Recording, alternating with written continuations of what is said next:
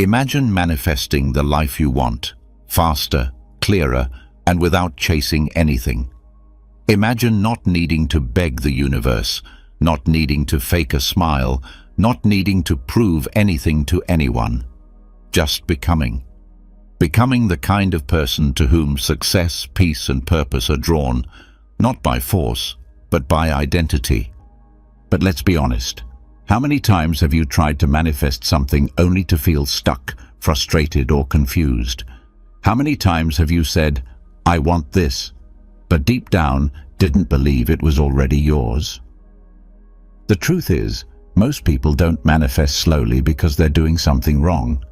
They manifest slowly because they're doing it from the wrong identity. If you say, "I want," more than you say, "I am," then you're chasing shadows. The Stoics knew this. They knew that manifestation is not magic, it's alignment. Not just about thinking different thoughts, but becoming a different version of yourself. One that already has what you used to beg for. In this video, you're not just going to learn tricks. You're going to discover how to shift your identity.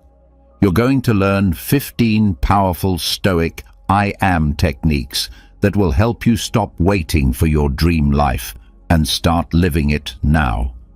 These aren't just quotes. These are mental rewires.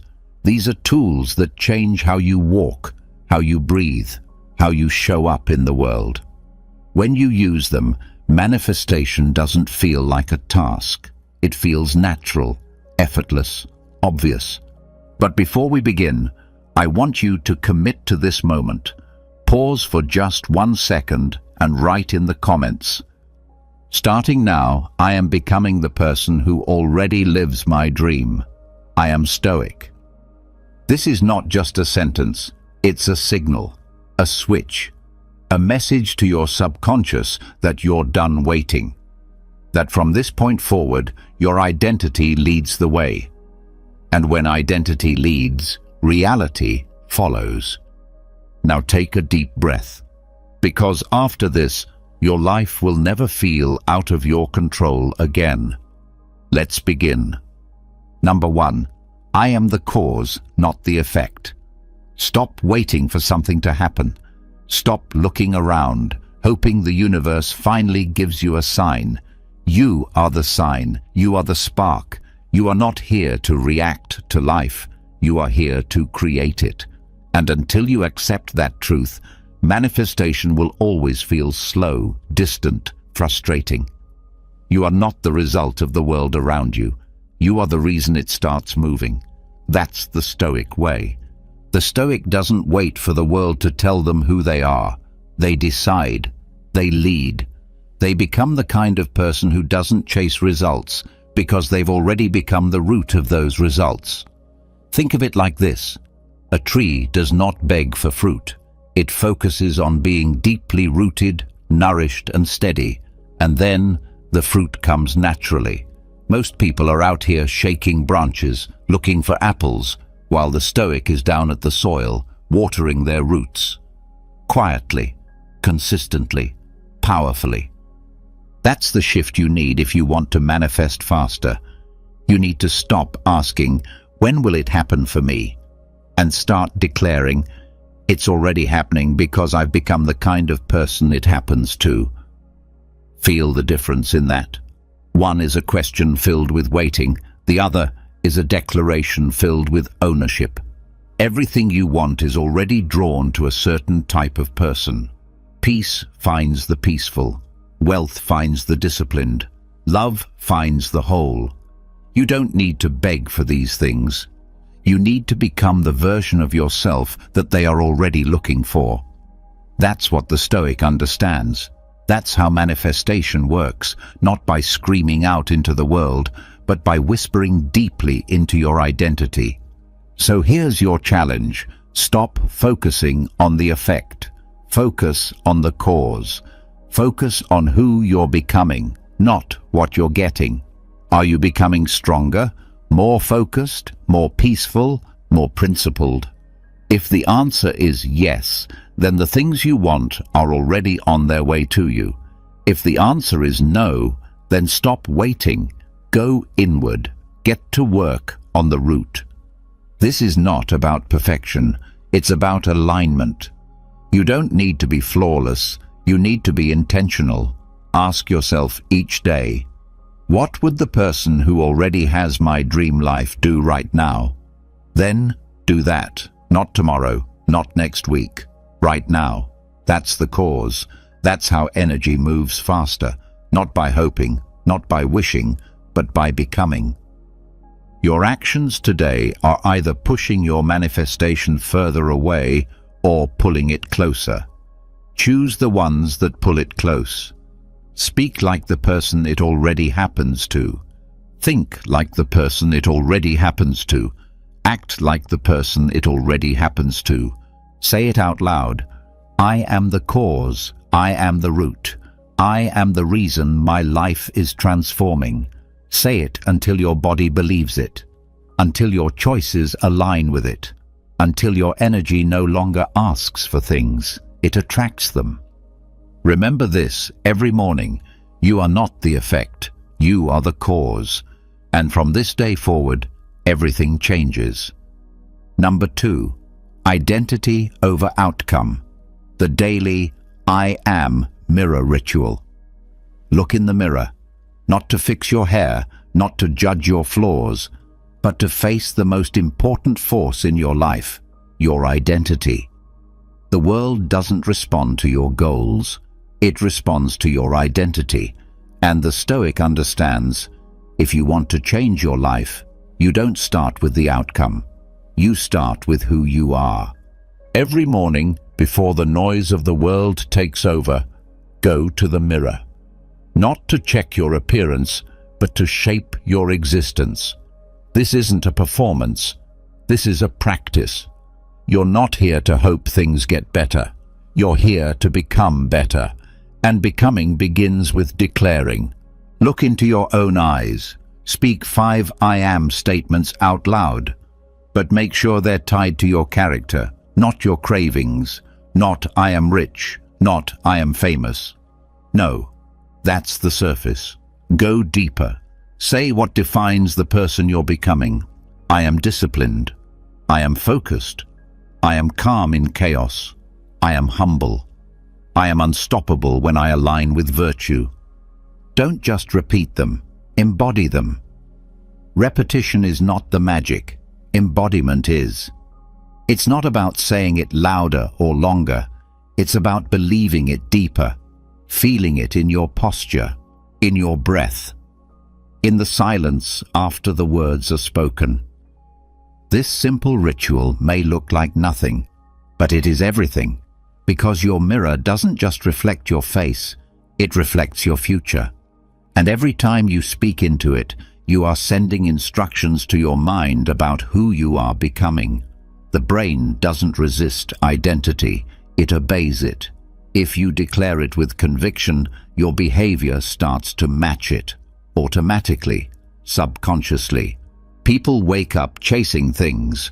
The Stoic wakes up becoming things. There's a difference. One is desperate, the other is powerful. You don't have to ask for strength, you become strength. You don't have to beg for peace, you declare peace. And once you do that enough times, something strange begins to happen. The world starts rearranging itself to match your declaration. You'll notice different choices, different habits, different people around you. Not because the world changed, but because you changed. You are no longer reacting to life from the outside in. You're shaping life from the inside out. That's what this ritual does. It aligns your inner compass. It makes your identity louder than your doubts. Try it tomorrow morning, before checking your phone. Before you even speak to anyone else, go to the mirror, look yourself dead in the eye, and say who you are, not who you used to be. Say it until the sound of it becomes natural, until the person you're describing doesn't feel like a stranger. Say it until that person is the only version of you that feels real. The world doesn't serve your goals. It serves your identity. And your identity is not something you find, it's something you declare, something you build, something you become. Say it with me now. I am not waiting to become who I am. I choose who I am right now. That mirror is not glass. It's a portal. Step through it. Number 3. Unshakable in the storm. I am the stillness. When the storm hits, most people run. They panic, they scream, they crumble. The noise outside becomes the noise inside, but not the Stoic. The Stoic stands still, not because the world is calm, but because they are. Chaos is inevitable. Frustrations will come. People will disappoint. Life will shift without warning. But the one thing you control, the only thing that truly belongs to you, is your state. And the most powerful state is stillness. Say it now. I am still, not I will try to be calm, or I hope I don't lose it. That kind of language gives power away. The Stoic doesn't try. The Stoic is. Even in the middle of a storm, even with noise all around, their center stays untouched. It doesn't happen by accident. It's trained. It's built moment by moment. You don't wait for a crisis to practice this. You practice it in the small things. When someone cuts you off in traffic, when your phone dies in the middle of a task, when the line is long, or the meeting is late, or the plan changes last minute. In those tiny moments, whisper to yourself, I am still. Not as a defense, but as a declaration. Not to numb your emotion, but to claim your identity. You are not the noise. You are the space around it, the calm in it, the clarity beyond it. And something strange begins to happen when you do this. Life starts to respond differently. Solutions appear faster. People calm down around you. The moment softens. Why? Because stillness is magnetic. Stillness clears fog. Stillness attracts answers that chaos repels. This isn't spiritual fluff. It's physics. Chaos begets more chaos. But stillness disrupts the cycle. And when you make stillness your identity, you stop reacting and start directing. Every time you face frustration and choose stillness, you're not just calming down. You're sculpting a new reality. A world where problems shrink, where time slows down, where the right next step becomes obvious. Think about the greatest warriors, leaders, teachers. Were they the loudest? The quickest to react? No. They were the calmest in crisis, the most rooted in chaos. That's not luck. That's identity. That's what I am still means. And the beauty of it? You can practice any time. Right now, in this very moment, you can pause, take one breath, and say it silently. I am still. Feel how your body listens, how your shoulders drop, how your thoughts slow down. This is the true superpower. Not control over the world, but control over your response to it. And when your identity is rooted in stillness, manifestation speeds up. Why? Because you're no longer chasing things from a place of fear. You're drawing them in from a place of peace. So the next time life spins, don't spin with it. Plant your feet, drop your shoulders, breathe through the noise. And remember, I am not the storm. I am the stillness the storm cannot touch. That's not just a mindset, it's your new identity. Number 4, the reverse echo. Speak the identity others expect of you, then shatter it. People are always handing you labels, sometimes quietly, sometimes with a smile, sometimes pretending it's a compliment. You're just shy. You've always been anxious. You're not very consistent. And without even realizing it, You carry their words like invisible weights. You wear their version of you like it's your own skin. But let me ask you, who gave them the right to define your identity? The Stoic doesn't accept labels just because they're familiar. The Stoic listens, then decides.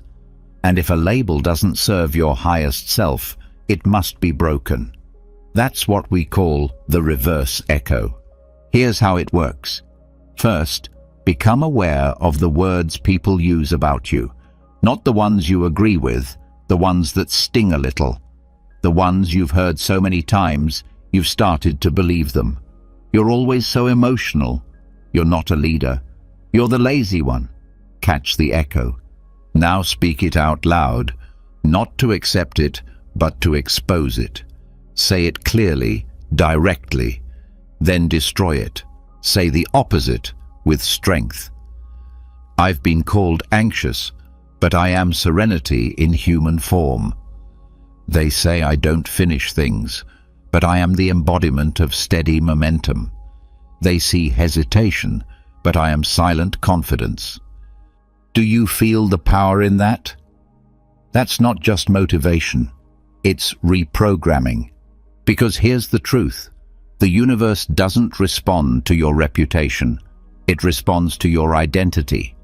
And identity is not what others say about you. It's what you say when nobody's listening. When you close your eyes, when you breathe into your own being, that's where the real you lives. But if you don't challenge the labels, you'll live inside a script you didn't write, a character you didn't choose. And nothing slows down manifestation like living someone else's identity. You can't attract abundance from a place of lack. You can't attract peace from a label of panic. You have to become before you receive. So start doing this daily. Make it a habit. In your journal, in your walk, in front of your mirror. Speak the false identity, then shatter it with truth. They see a quitter. I am persistence in motion. They see weakness. I am grounded strength. They remember my past. I am my present becoming. You owe no one an explanation. You don't have to prove anything. But you do have to protect your identity, because your identity is your signal. And if that signal is jammed by other people's noise, your manifestation will be blocked. So tune it, strengthen it, own it. The next time someone says, "That's just who you are," smile, then silently whisper, "That's who I was when I didn't know who I am." Because now you know. You are not their echo. You are your own frequency. And that frequency is how the universe finds you. Number 5. Emotional transmutation. I am the alchemist. Emotions are not your enemy. They are not interruptions. They are not weaknesses to hide. Emotions are energy, and energy is power. But here's the secret. Power without direction becomes destruction. The Stoic doesn't run from emotion. The Stoic recycles it, transforms it, turns it into something greater. That's the work of the alchemist, and the Stoic is the alchemist of the inner world. You're angry? Good. That's fuel. You're anxious? Perfect. That's energy too. You're frustrated, overwhelmed, irritated, restless? All of it is usable. All of it can be transmuted into action if you stop trying to push it away and start learning how to redirect it. Most people either explode or suppress. The Stoic does neither. The Stoic says, "I am the transformer of emotions into motion." That's the shift. Not, "I'll calm down," not, "I need to feel better," but, "This energy will become something useful." Try it the next time your emotions rise. Don't scroll, don't distract, don't bury it. Sit with it, breathe into it. Ask it, "What can I turn you into?"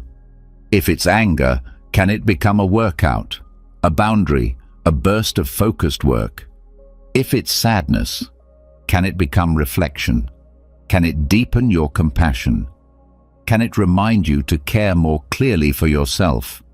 Now grab a journal, write down the emotion, then ask, what action does this want to become? Write it like a formula. My irritation becomes my morning discipline. My restlessness becomes a 10-minute walk.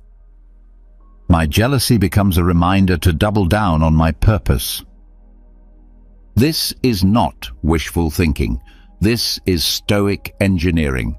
You are not managing emotion. You are sculpting with it. Because here's what no one tells you, your emotions are trying to move. That's why it's called emotion. It's energy in motion. But if you block it, it builds up and explodes later. If you deny it, it festers and weakens you. But if you harness it, if you shape it, you create momentum. You create magic. You become the kind of person who doesn't wait to feel better. You build better from what you feel. Manifestation doesn't require you to be emotionally perfect. It requires you to be emotionally intentional. And that intention creates frequency. High-frequency living isn't about smiling all day. It's about using every emotion, every day, to fuel identity, purpose, and direction. So say it when the pressure rises. I am the alchemist. Let that be your mantra, your reminder, your ignition. You are not your feelings. You are the one shaping what your feelings become. From this moment on, frustration becomes focus. Sadness becomes stillness. Fear becomes fire. And you become the alchemist. Number 6. The already happened walk. I am now who I used to wish to become. Don't wait for the manifestation to arrive. Walk like it's already here. Move like it's already done. Act like the version of you who no longer hopes, but lives. That's the essence of the already happened walk. It's not just a stroll, it's a statement, a signal, a daily ritual of identity over evidence. Because here's what most people don't understand.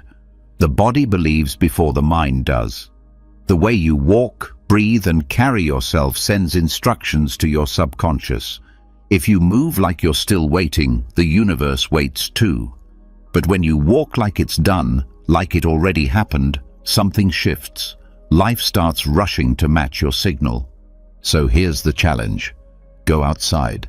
Doesn't matter where. Just walk. But this time, you're not walking as yourself. You're walking as the person who already has what you once begged for. Drop your shoulders. Unclench your jaw. Breathe through your nose, slow and full.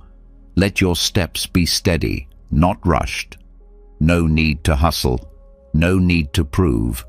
You are not seeking. You are being. In your mind, whisper it to yourself. I am now who I used to wish to become. Say it over and over. Let it sink into your spine, your breath, your presence. Feel what changes in your posture when you believe it's already yours. That's not delusion. That's alignment. That's identity taking the lead.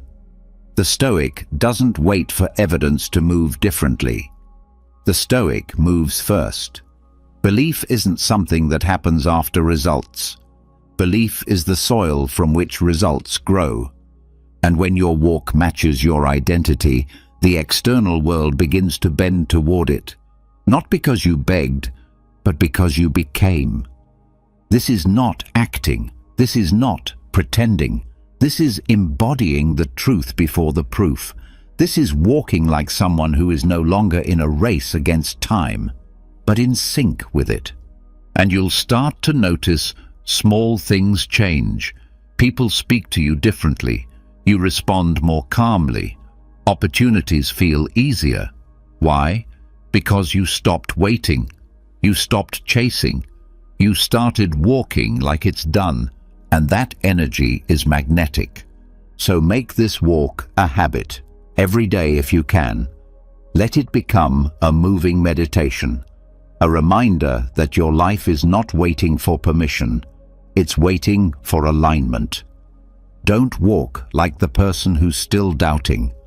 Walk like the person who already received. Let that version of you take the lead, and life will have no choice but to follow. Say it again, louder this time in your mind as your feet hit the ground. I am now who I used to wish to become.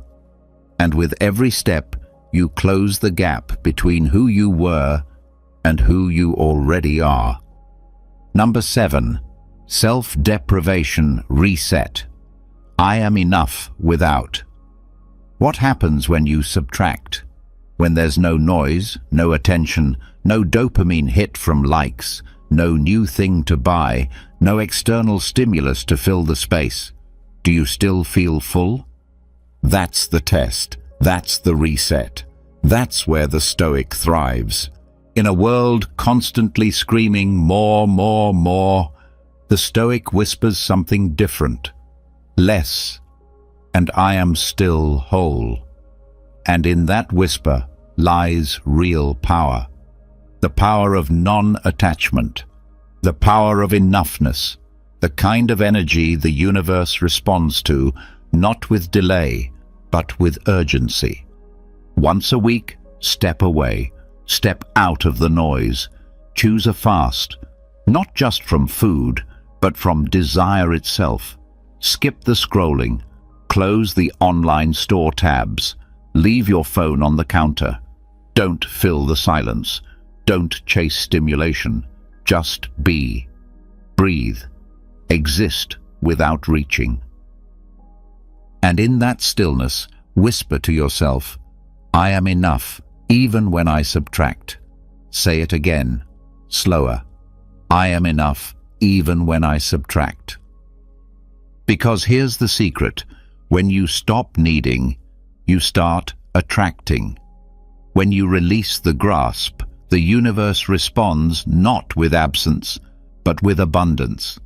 Not because you forced it, but because you no longer demanded it. That is magnetic. That is sacred. You see, most people think detachment is loss. It's not. Detachment is proof. Proof that your peace is not for sale. Proof that your worth is not linked to your wants. When you detach, you don't lose power. You reclaim it. Try it. Pick a day, just one day a week.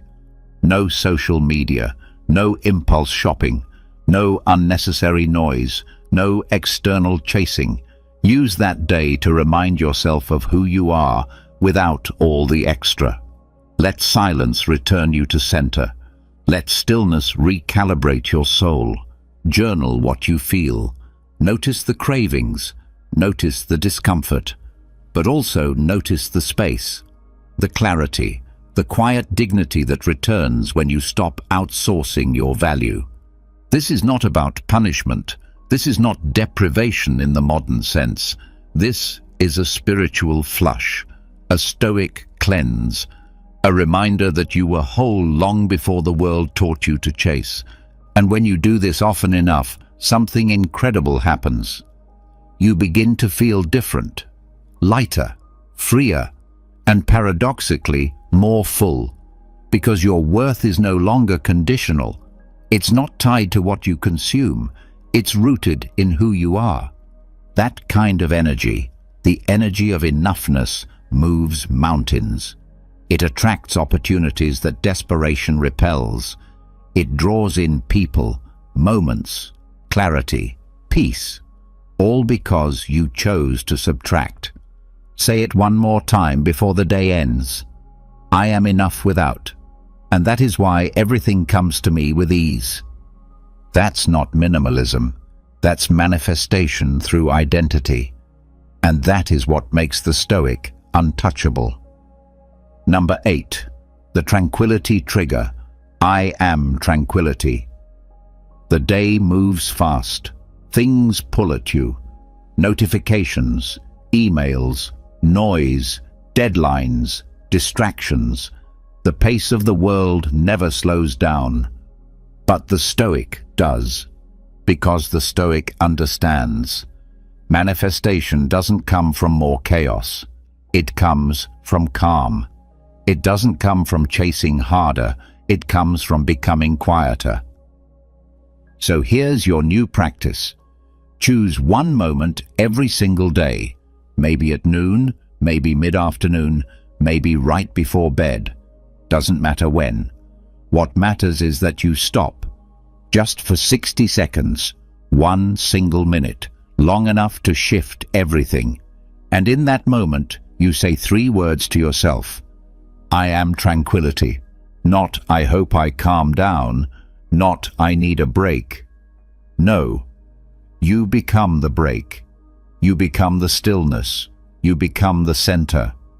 Let the noise rage on around you. This is not about the world changing. This is about you anchoring. Close your eyes, drop your shoulders, feel your feet, breathe deeply, slow in, slow out, and say it in your mind with complete ownership. I am tranquility. That small, quiet pause rewires everything. Why? Because your nervous system listens to patterns.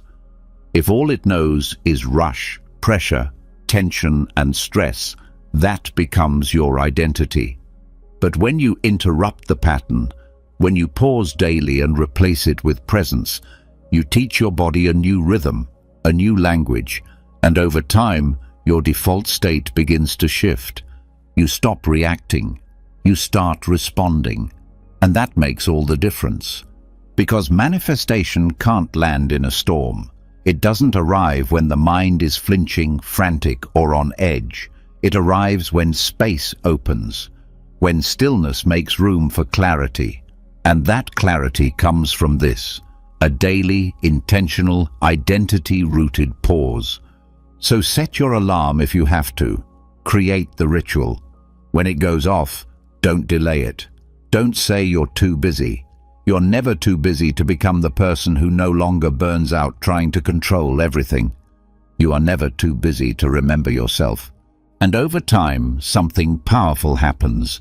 You'll notice that your reactions soften, your thoughts slow down, your voice becomes clearer, decisions come easier, and results, real results, start appearing not because you forced them, but because you finally stopped resisting them. That's what it means to be the tranquility trigger. You don't wait for peace to show up. You bring it, every day, for 60 seconds.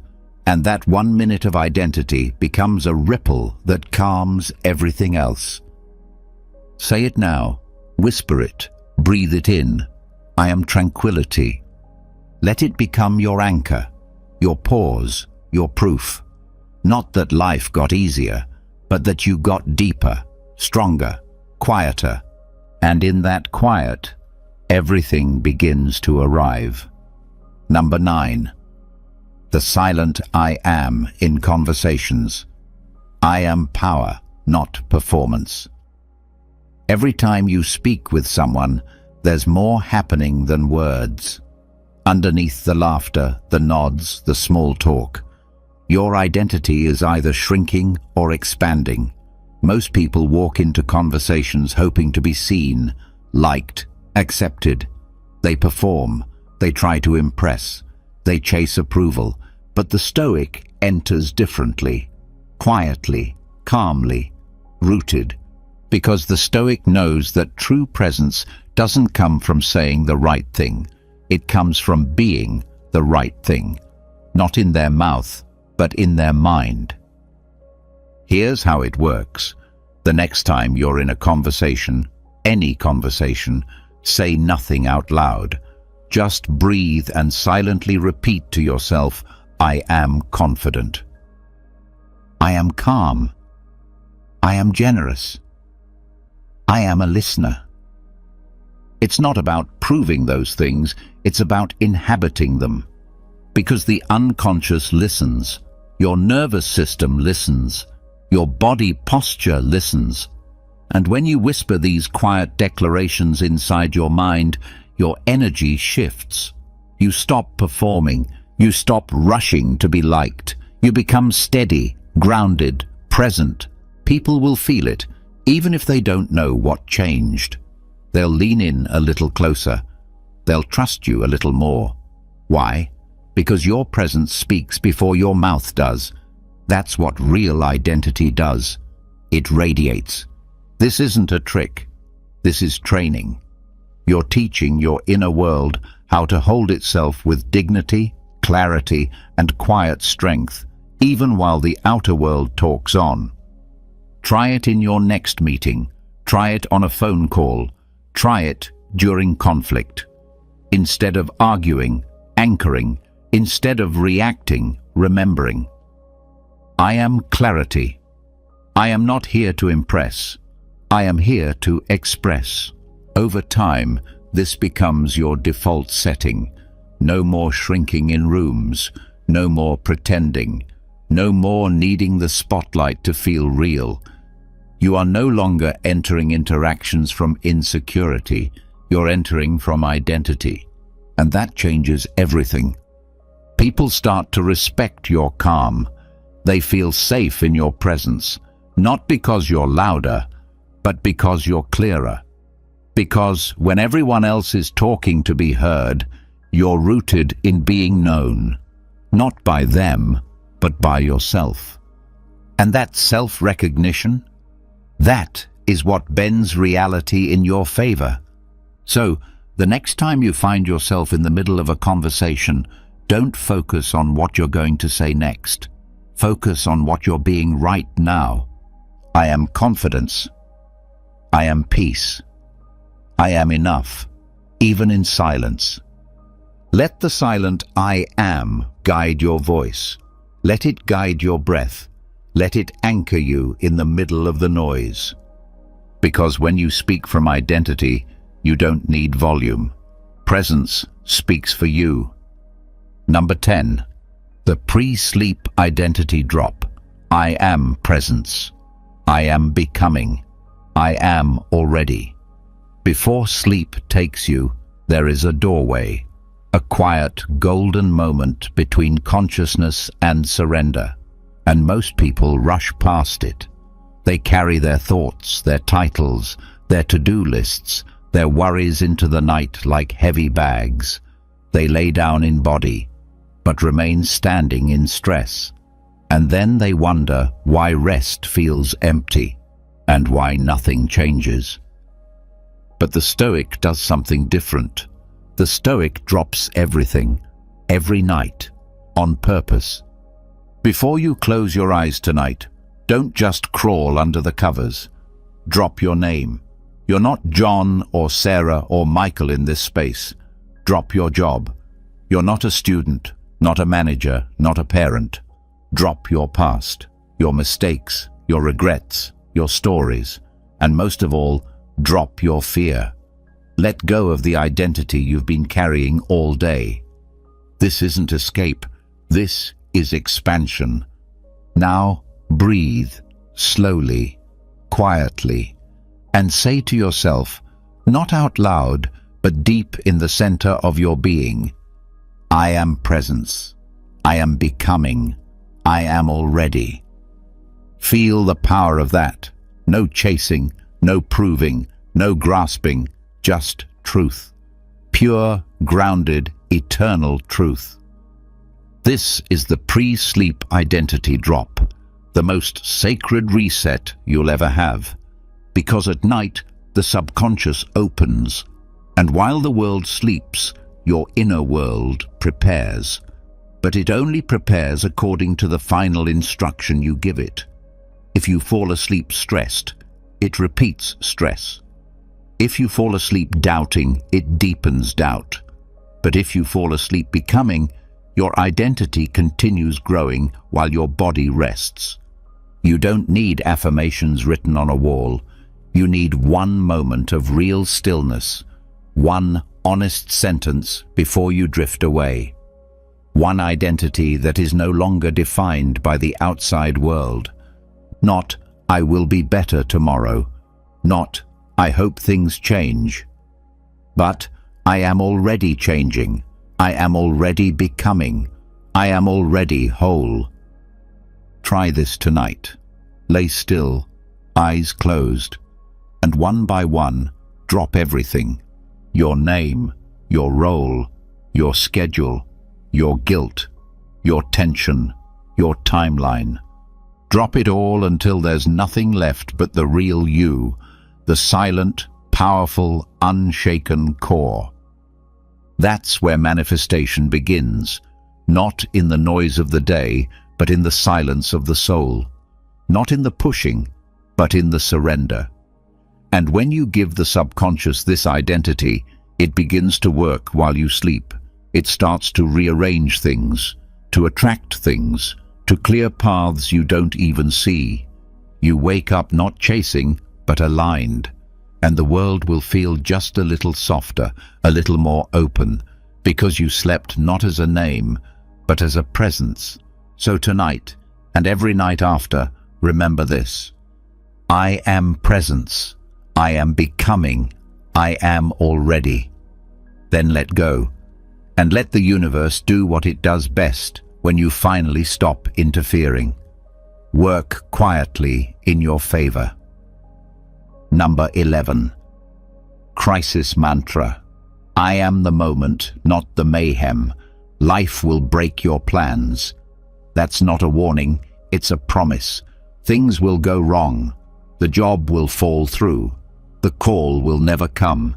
People will walk away. The ground will shake beneath you. That's the nature of this existence. Chaos is part of the contract. But here's the difference. Some people become the chaos, and others become the calm inside it.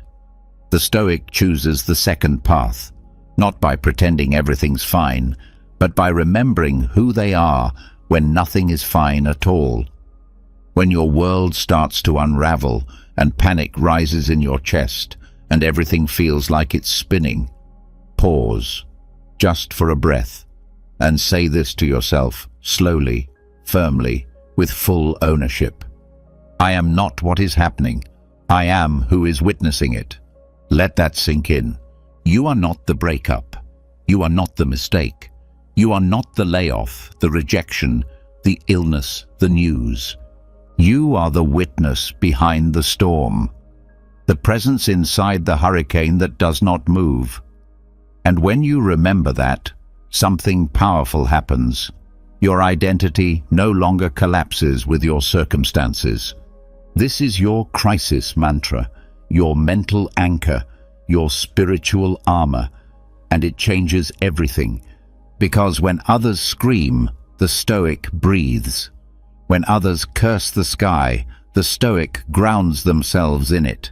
When others spiral, the Stoic roots deeper, not to deny the pain, but to remain larger than it, to become a container for it, not a victim of it. Try it during small things first. Miss a deadline, get unexpected bad news, feel that surge of fear or frustration. Don't react, repeat. I am not what is happening, I am who is witnessing it. Say it until the volume of the moment drops, until you're no longer drowning in emotion but standing above it. This isn't cold detachment, it's sacred clarity. It's the recognition that you are not a puppet of events. You are the stillness underneath. And that stillness, that's where manifestation thrives, because you manifest from energy. And when your energy stays composed, when your identity remains whole in chaos, the universe responds faster, clearer, and with more precision. You stop sending out mixed signals. You stop attracting from panic. You begin to draw in from presence. It's no longer, I need this to stop so I can feel okay. It's, I am okay, even while this continues. And that kind of peace, that kind of presence, that's the rarest frequency on Earth, and the most powerful. So the next time the world shakes, don't shake with it. Ground yourself in this. I am the moment, not the mayhem. Let others become the chaos, you become the clarity, and from that place, the future comes quietly to meet you. Number 12. Desire compression technique. I am becoming, not begging. Everyone has desires, hopes, dreams. You want success, you want freedom, you want love. But here's the hidden truth no one tells you. The way most people express desire actually pushes it away. Because the language of wanting is the language of lack, and the Stoic refuses to beg. The Stoic compresses desire, not to shrink the dream, but to strengthen the identity. Here's how it works. Step 1. Write it down. The biggest one, the dream that keeps whispering in your ear. Don't filter it, just name it. Maybe it's, I want to be wealthy. Maybe it's, I want peace. Maybe it's, I want to be respected. Whatever it is, get it on paper. Step 2. Now crush it into its essence. Strip away the craving. Strip away the waiting. Ask, what kind of person naturally receives this? What values, traits, and actions create that outcome as a byproduct, not a pursuit? I want to be wealthy becomes, I am a creator of abundance through service and discipline. I want to be loved becomes, I am love in motion. I give what I wish to receive. I want to be confident becomes, I am the embodiment of clarity and courage. Do you feel the shift? The desperation disappears, the identity rises. This is not wordplay, it's reality shaping. Because when you speak from longing, you act from waiting. But when you speak from becoming, you act from alignment. And actions born from alignment close the gap between now and the goal. Write that new statement down. Say it every morning, not as a chant, not as a hope, but as a truth in motion. Your job is not to chase the desire. Your job is to become the person who already has no need to chase it. The universe doesn't respond to what you want. It responds to who you are while wanting it. That's why this technique is powerful. It upgrades your signal. It removes friction. It clarifies direction.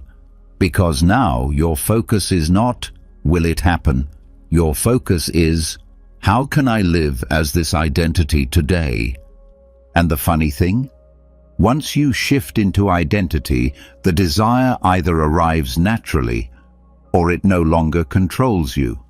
Either way, you win. Either way, you are free. So go back to your journal.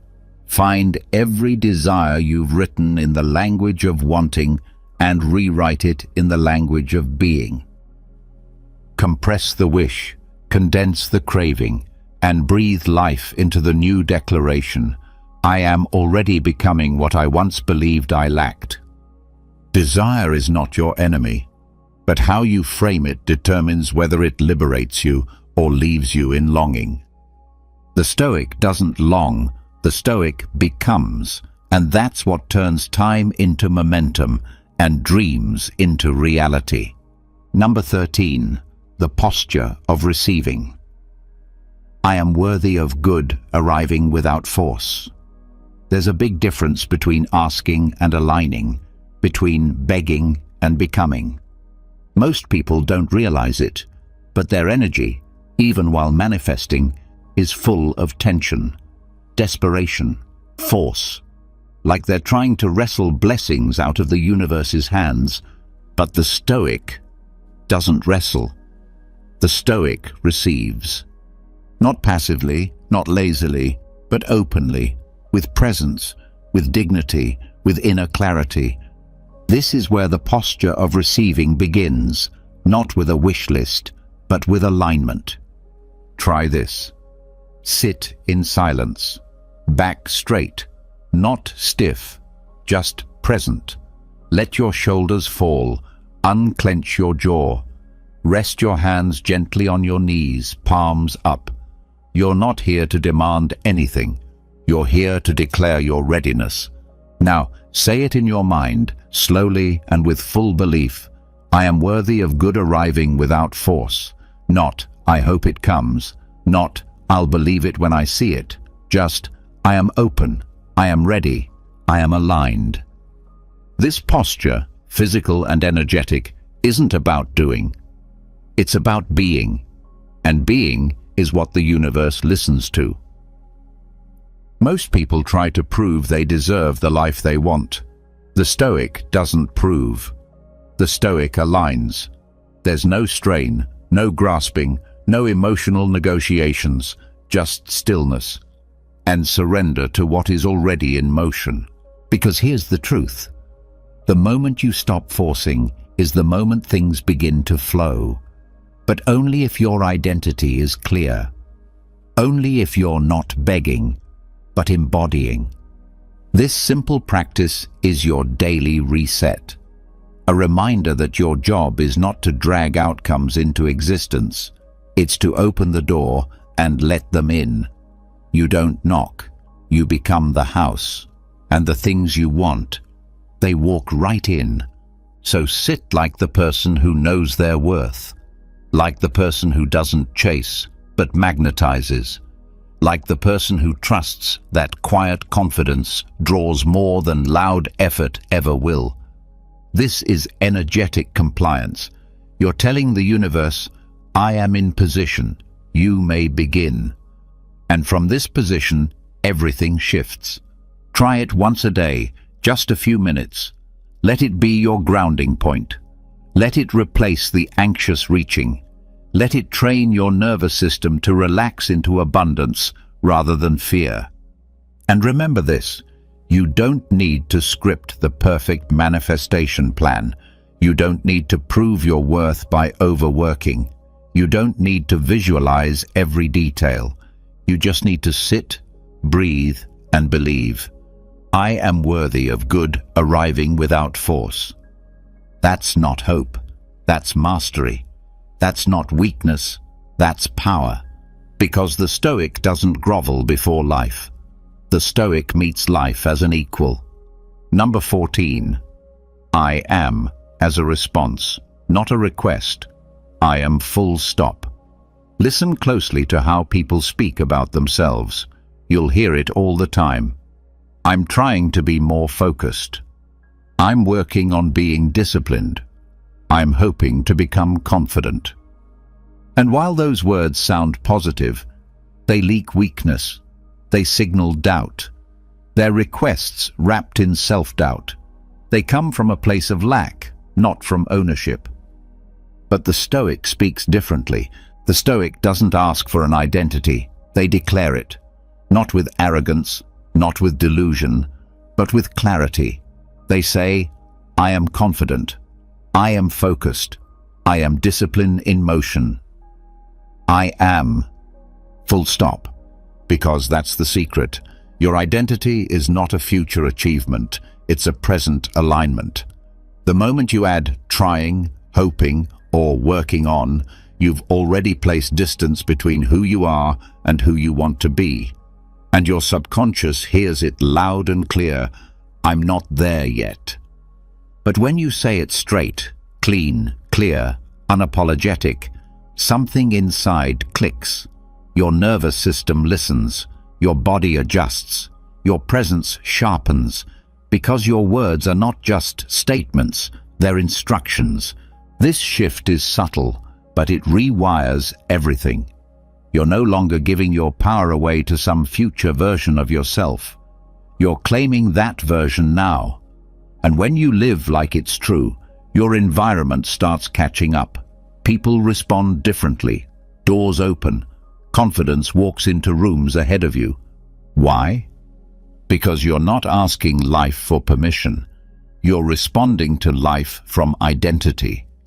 It's the difference between saying, I'm trying to be calm, and saying, I am calm. One puts you in pursuit, the other puts you in power. And let's be clear, this isn't lying to yourself. It's choosing yourself. It's saying, "This is who I've decided to be, and from here on, my actions will match that decision." So stop adding disclaimers to your power. Stop softening your strength with apologies. Drop the maybe. Drop the someday. Speak clean. Speak direct. Speak as the person who already exists inside of you. Say it now, wherever you are. I am focused. I am disciplined. I am worthy. I am becoming more of who I already am. Make this your new habit. Anytime someone asks, "How's it going with your confidence?" don't say, "I'm working on it." Say, "I am confident." Let the words lead your energy. Let the energy shape your actions. Let the actions build the results. That's how you move the world. Because here's the truth the Stoic lives by. The world will treat you exactly how you treat your own essence. So treat it with clarity. Treat it with certainty. Treat it with no hesitation. I am. Full stop. No requests. Just responses. Just reality. Just presence. Number 15. Legacy visualization. I am the echo. Most people live trying to leave a mark, chasing things, trophies, attention, achievements. They want to be remembered for what they did. But the Stoic plays a deeper game. The Stoic asks, who will I be remembered as? Not what did I do, but what was I? Not the resume, the reverberation, not the title, the tone they carried into every room. That's legacy. That's the echo. And it's not built at the end of your life. It's built now, in the smallest moments of your becoming. Sit for a minute and ask yourself, if I disappeared tomorrow, what would echo behind me? Would it be stress, chaos, hustle, noise, or would it be stillness, strength, presence, peace? Close your eyes and visualize it. Not your funeral, not the event, just the feeling people remember when they think of you. Would they say, they were calm in the fire? They were steady when the world shook. They didn't chase, they radiated. They were discipline in motion. They were compassion under pressure. They were light in heavy times. That's identity. That's the echo the Stoic aims to become. And here's the truth. When you start living from that future memory, when you walk as that echo now, your current reality begins to shift. People treat you differently. Your habits align with your purpose. Your actions simplify. Because you're no longer chasing identity, you are it. Legacy visualization isn't about impressing anyone. It's not about pretending to be someone noble. It's about shrinking the gap between your inner values and your daily behavior until they are one. From now on, ask yourself each morning, what echo am I leaving today? Then live accordingly. Speak like the person you want remembered. Walk like the presence you want felt long after you've gone. Act like your energy leaves a trail behind you. When you do this consistently, you stop reacting to life. You start resonating through it. And manifestation begins to bend around that frequency, not because you're forcing it, but because the world naturally arranges itself around what is clear, consistent, and eternal. The Stoic doesn't rush legacy. They become it, in silence, in discipline, in alignment. Say it with conviction. I am the echo of peace, the echo of discipline, the echo of presence that keeps moving long after my footsteps stop. Because true power doesn't shout, it lingers. And now, so will you. You don't manifest by begging. You don't manifest by hoping. you manifest by becoming. Every single I am you speak, whether in silence, in stillness, or in fire, is a seed.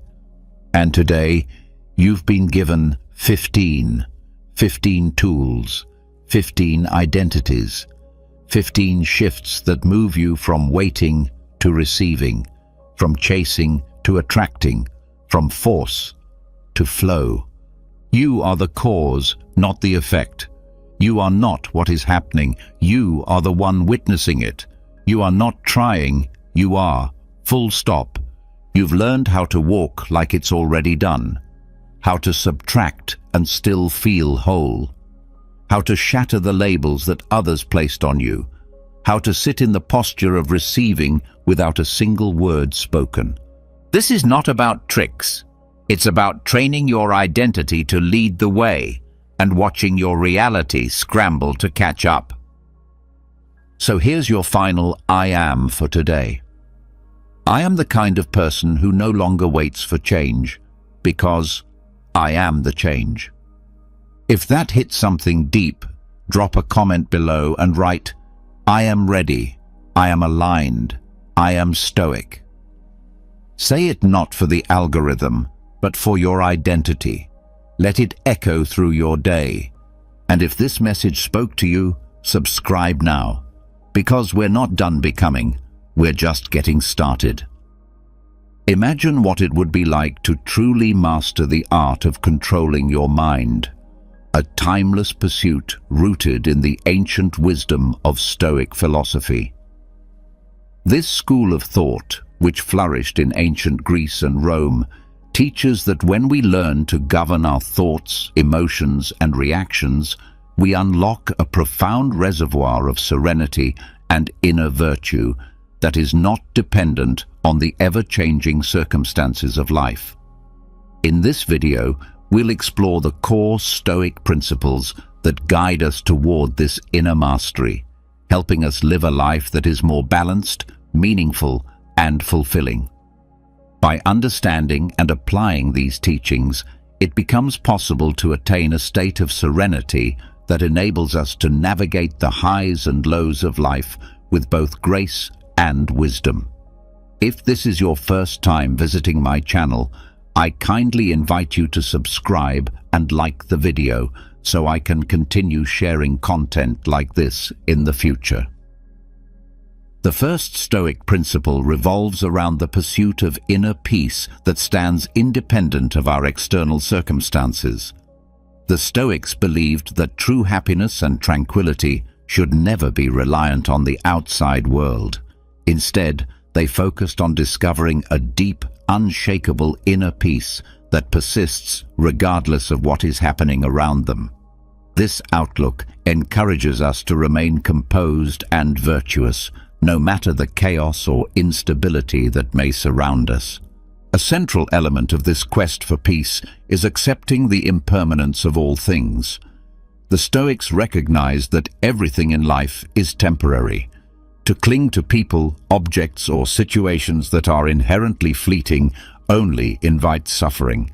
It is by embracing the impermanent nature of life that they found a lasting peace, one that does not waver with the inevitable changes life brings.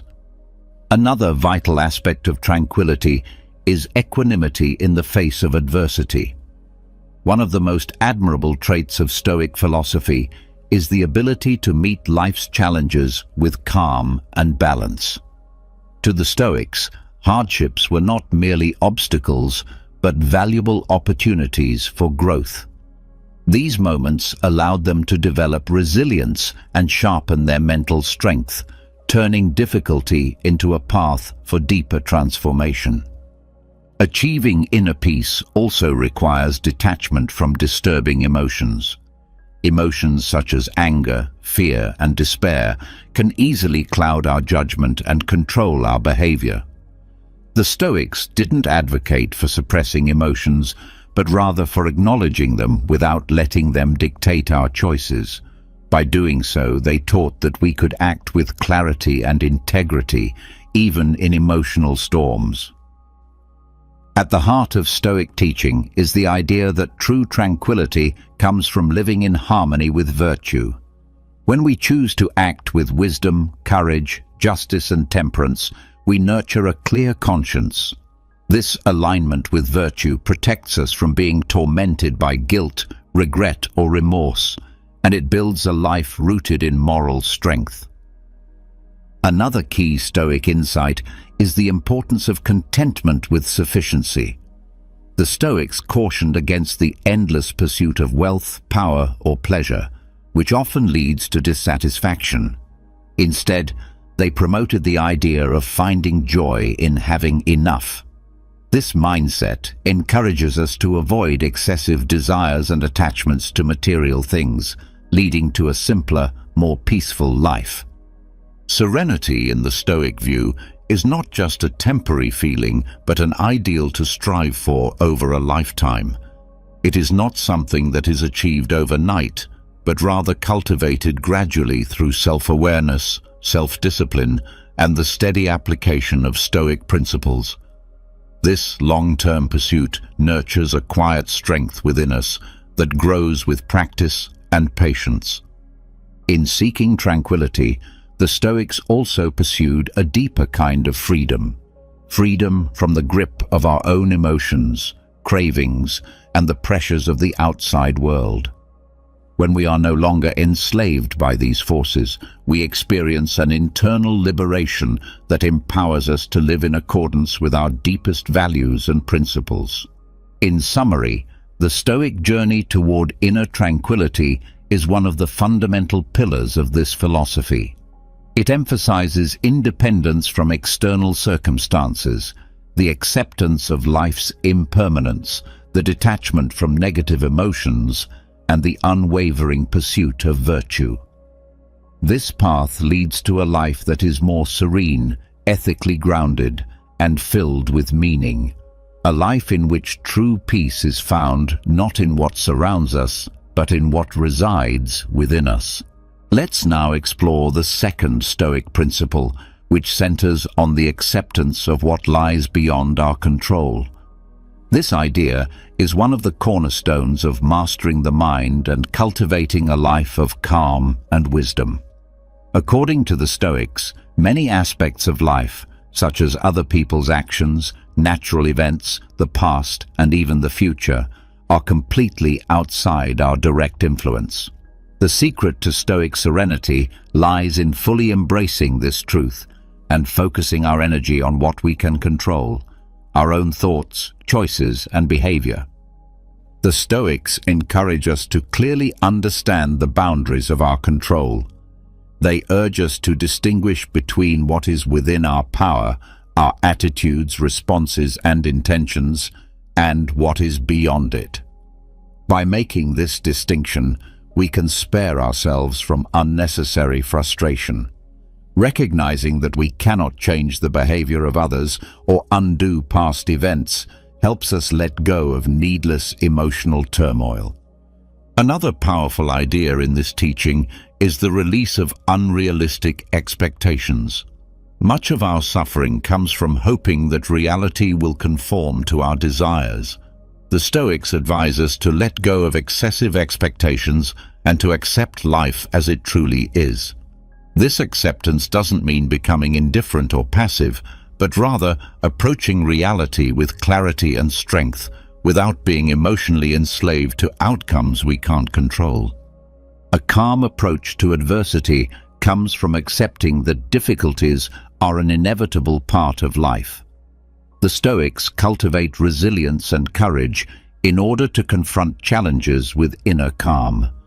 Instead of resisting hardships, we can begin to view them as opportunities for growth and learning. What matters most is our response, not the external event itself. Even though we cannot control external circumstances, we do have the power to govern our reactions to them. The Stoics emphasized that our capacity to choose how we respond is one of the most valuable gifts we possess. As such, we should direct our energy toward developing virtuous reactions, nurturing qualities like patience, compassion, and wisdom. Letting go of attachment to both the past and the future is essential. Constantly worrying about what has already happened or what may lie ahead can rob us of the ability to live fully in the present moment. The Stoics remind us that the past is beyond our ability to change and the future remains uncertain. Therefore, wisdom lies in focusing our attention on the present, the only space where we truly have the power to act and make a difference. Accepting what we cannot control while continuously striving for virtue and self-improvement forms one of the key paths to inner peace and wisdom. Stoicism helps us navigate life's uncertainties and challenges with a more centered and resilient mindset, enabling us to live according to the Stoic ideals of a life filled with virtue and meaning. The third core Stoic principle is the pursuit of virtue as the highest good. The Stoics identified 4 cardinal virtues that form the foundation of a virtuous life. These are wisdom, Sophia, courage, Andrea, justice, Dikaiosina, and temperance, Sophrosina. Each of these virtues plays a crucial role in our pursuit of moral excellence. Wisdom, or Sophia, involves the relentless search for knowledge and a deep understanding of both the world and human nature. This includes a commitment to truth, the development of self-awareness, and the discernment to identify what truly matters in life.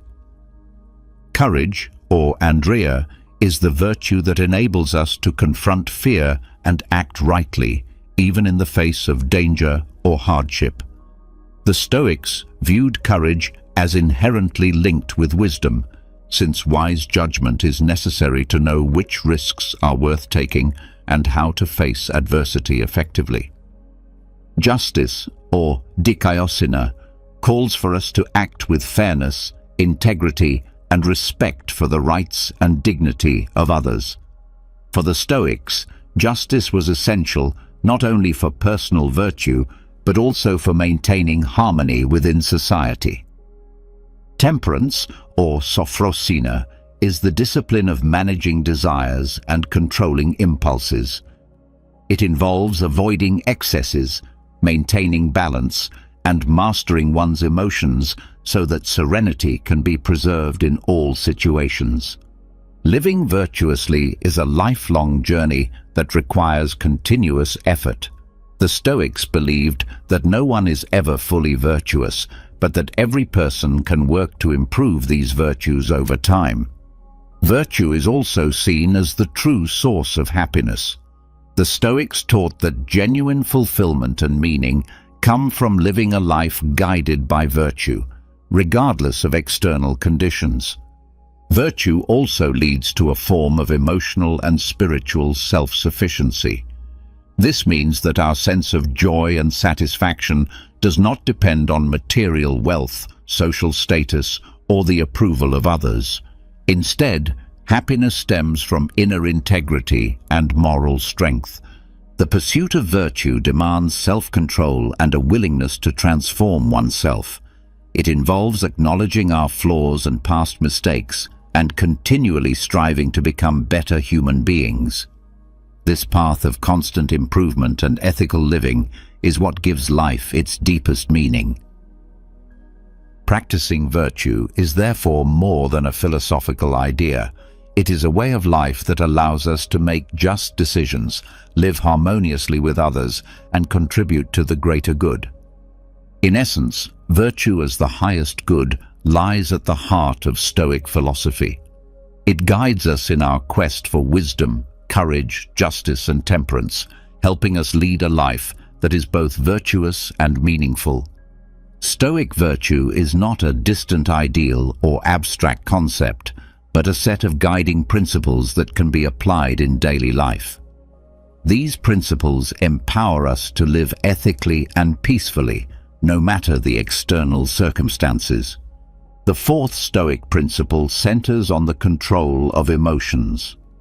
Mastering our emotions is essential for attaining serenity and virtue. According to Stoic teachings, emotions are powerful, and, if left unchecked, can lead us to act impulsively or irrationally. For this reason, the Stoics placed great importance on the regulation of emotional responses. The first step in this process is developing emotional self-awareness, the ability to recognize and understand our emotions as they arise. This involves becoming aware of when we are feeling emotions such as anger, fear, or sadness. Once we identify the emotion we're experiencing, the Stoics suggest cultivating a sense of emotional distance rather than surrendering ourselves entirely to it. They advise taking a mental step back to observe and analyze the situation from a more rational and objective standpoint. The Stoic perspective emphasizes that reason should guide us more than emotion. This means harnessing the power of our rational mind to assess whether a specific emotion is appropriate or beneficial in a given situation. For example, if we find ourselves feeling angry, we should examine whether that anger is justified and whether acting on it would be the right and virtuous choice. After assessing our emotional response, we are encouraged to choose an action that aligns with virtuous principles. Instead of reacting impulsively with anger, we can decide to respond with calmness and empathy. This approach demands self-discipline and consistent effort to reshape our negative emotional responses. Moreover, the Stoics also teach that negative emotions can be transformed into positive, constructive actions. For instance, rather than allowing fear to overwhelm or immobilize us, we can use it as motivation to act wisely and take appropriate precautions. The ultimate aim is to achieve emotional equanimity, a balanced emotional state where we are not ruled by our feelings. This doesn't mean suppressing emotions entirely, but learning to manage them in a way that they do not cloud our judgment or lead us into unwise actions. The Stoics acknowledge that emotions are a natural part of being human. They don't advocate for the total elimination of emotions, but for their thoughtful and virtuous management. Natural emotions like grief in response to loss or joy in moments of success are acknowledged as part of our shared human experience. Mastering our emotions is a continuous and often difficult journey, but it is an essential one for those who wish to lead a more peaceful and morally sound life. The Stoics believe that by regulating our emotional responses and consistently choosing virtuous actions, we can live in harmony with fundamental values such as wisdom, justice, and courage, regardless of what is happening around us. This self-mastery leads us to a deeply cherished inner peace, a hallmark of Stoic philosophy. Another core Stoic principle essential to mastering the mind and living a more meaningful life is the practice of living in the present moment. This principle encourages us to concentrate on the here and now, steering our minds away from dwelling on the past or feeling anxious about the future. Let's explore this idea more deeply, and don't forget to follow us on our daily Stoic TikTok account and across our social platforms like Facebook, Instagram, and Twitter. Living in the present begins with releasing regret.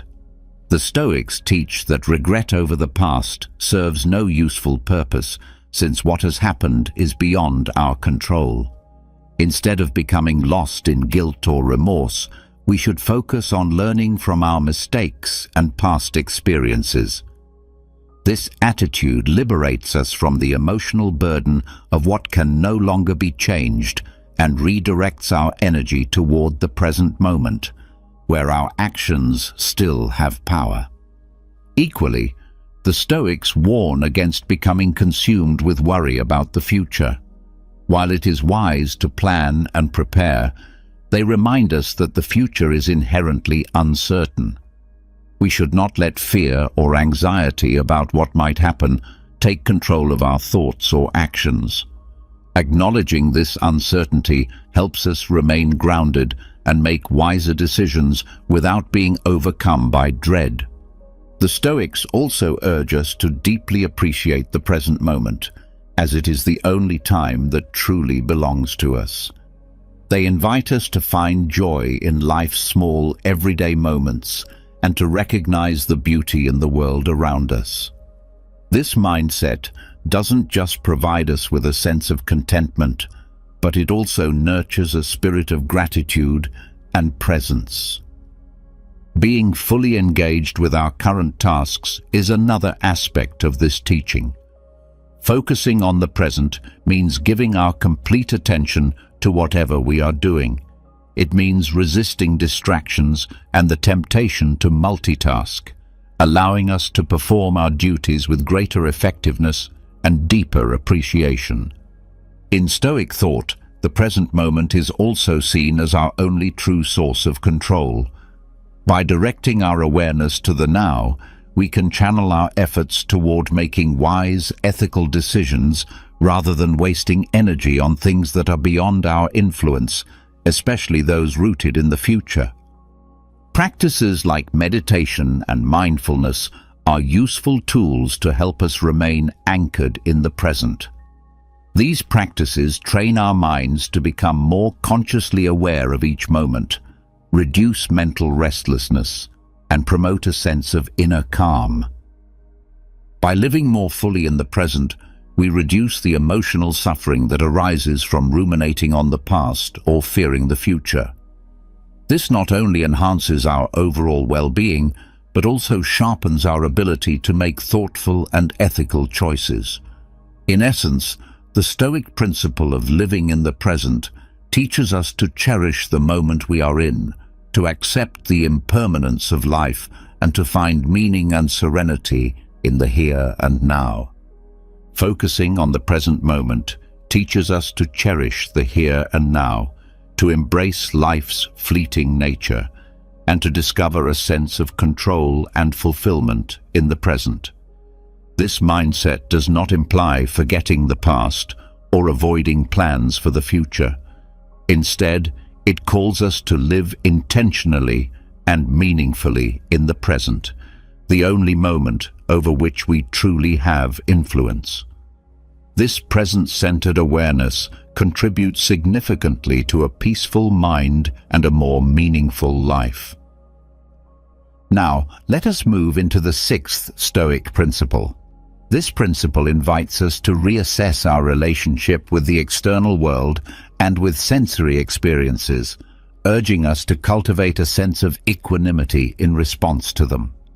The sixth Stoic principle is the practice of indifference toward pleasures and pains.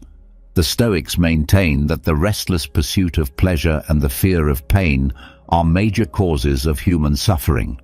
To achieve serenity and live virtuously, it becomes necessary to adopt a posture of healthy indifference toward these experiences. In matters of pleasure, the Stoics do not call for total abstinence. Rather, they advocate for moderation and wisdom. They remind us that the endless chase after pleasure often results in destructive excess.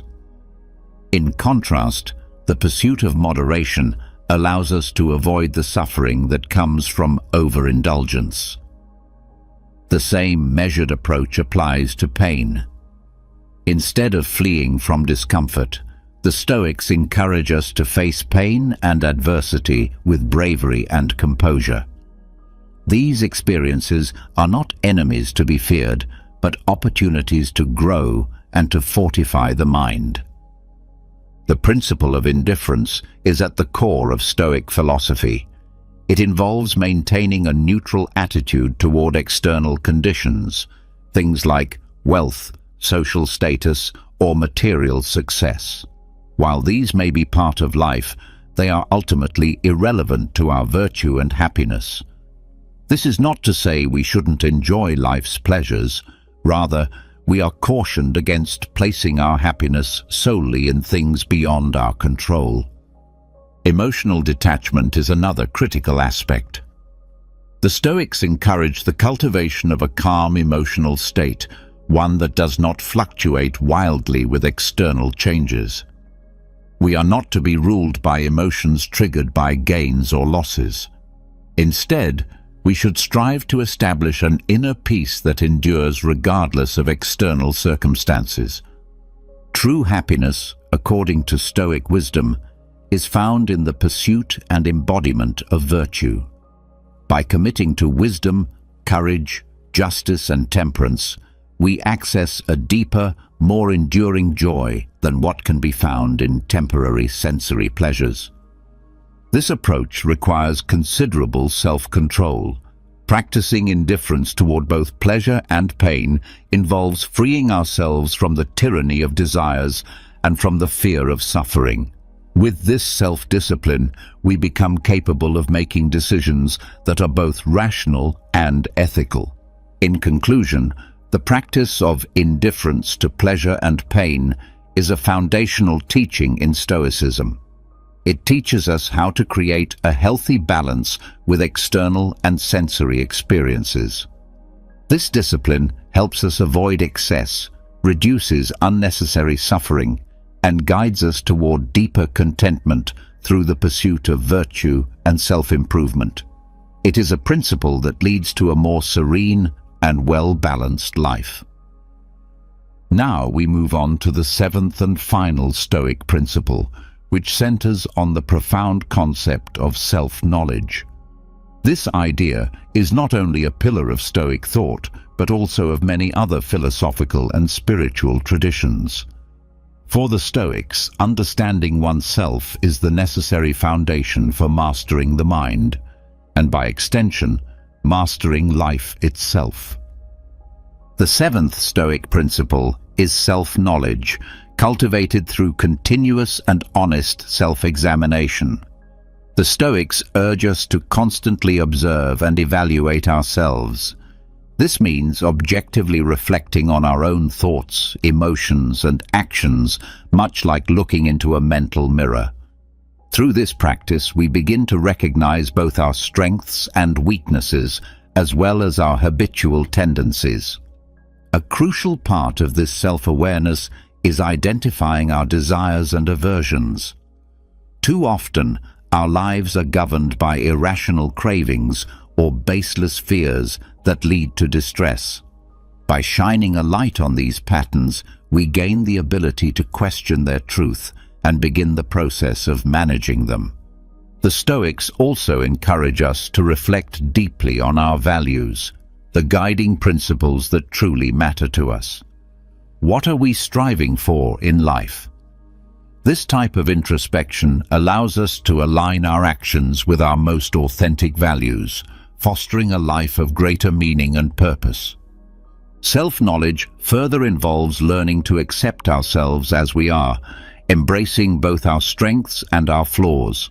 However, this acceptance does not equate to complacency. Instead, it signifies the honest acknowledgement of where we are and a sincere commitment to continued growth and improvement. Lastly, the Stoics warn us against the danger of self-deception, the tendency to excuse our behavior or rationalize actions that may be harmful. Through the practice of self-knowledge, we can identify when we fall into the trap of self-deception. This continuous process of self-awareness is not an end in itself, but rather a means of achieving self-transformation and ongoing personal growth. By gaining a deeper understanding of ourselves, we can begin to cultivate a more resilient and virtuous mindset. The Stoics emphasize the importance of developing virtues such as courage, temperance, wisdom, and justice. In essence, self-knowledge serves as the solid foundation upon which Stoic philosophy is built, helping us discern what is within our control and what lies beyond it.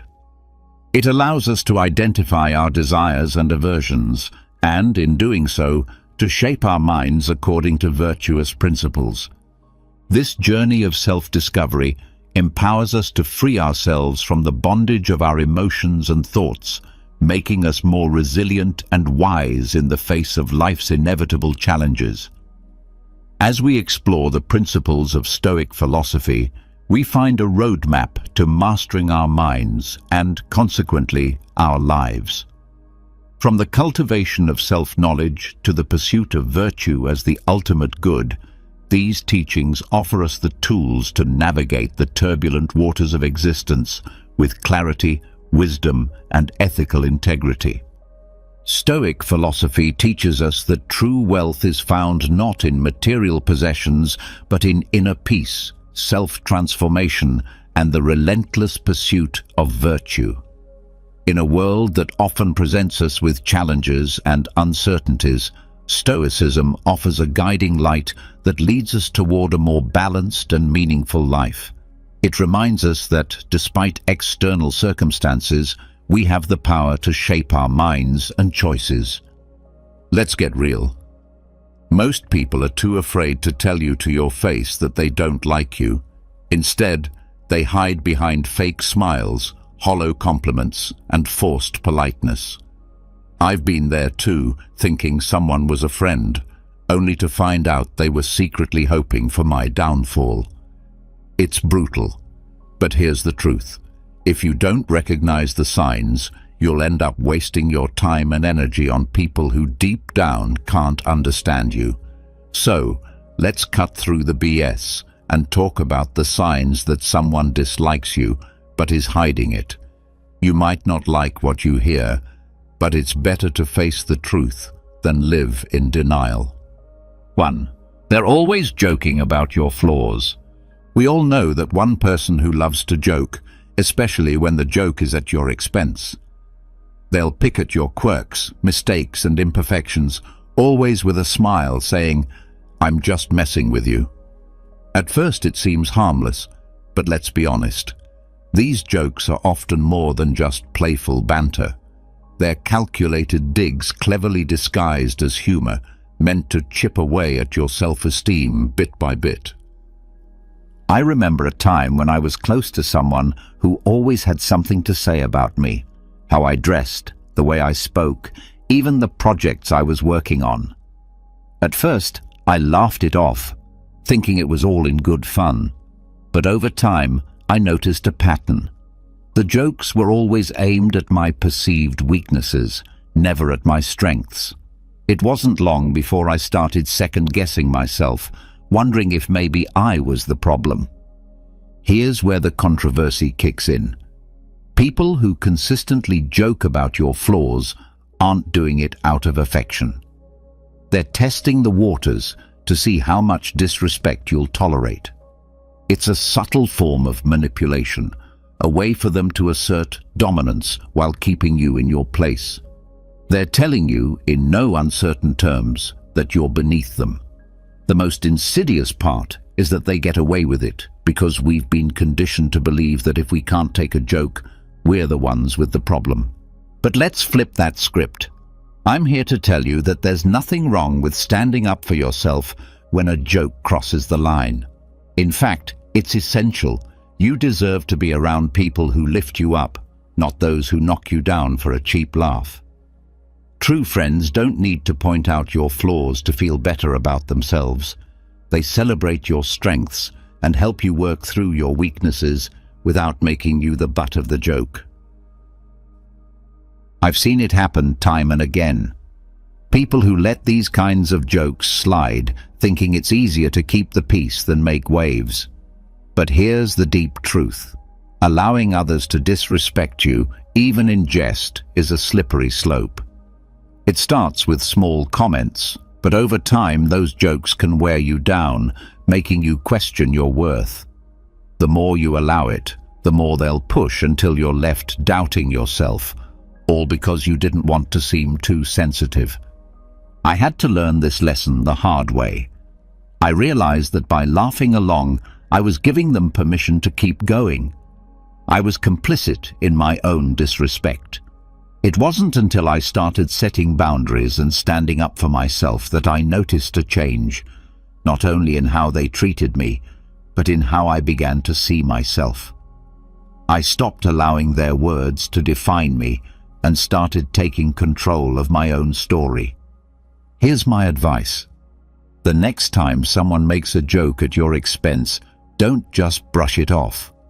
Ask yourself, is this really funny, or is there something deeper going on here? If it's the latter, don't be afraid to call them out. It might feel uncomfortable, and it might even end the friendship, but your self-respect is worth more than someone else's misguided attempt at humor. Life is too short to be surrounded by people who don't value you. If their version of friendship is constantly putting you down, it's time to seek out new friends. True friends don't need to bring you down to feel good about themselves. So, stand tall, speak up, and never let anyone reduce you to a punchline. 2. They give compliments that feel like insults. We've all experienced it. Someone offers you a compliment, but instead of feeling uplifted, you're left with a bitter taste, like you've been slapped with a velvet glove. It's the kind of compliment that makes you pause and wonder, was that really a compliment or an insult? And here's the harsh truth. Often, it's a mix of both. These backhanded compliments are a subtle tactic used to undermine you while pretending to be kind. I remember a time when I was proud of a big project I had worked on. After putting in countless hours of effort, I finally shared it with a group of colleagues. One of them, someone I thought had my back, said with a smile, "Wow, this is actually pretty good for someone like you." At first, I was stunned. On the surface, it seemed like a compliment, but those last words, "for someone like you," hit me like a ton of bricks. What did that even mean? Was I not expected to do good work? Here's the problem. These so-called compliments aren't meant to lift you up. They're a way to keep you in your place. It's a subtle power play where the person giving the compliment is asserting their superiority while making you doubt your own abilities. What they're really saying is, "I see you trying, but you'll never be as good as me." It's toxic, but it's disguised so well that you almost don't see the harm in it.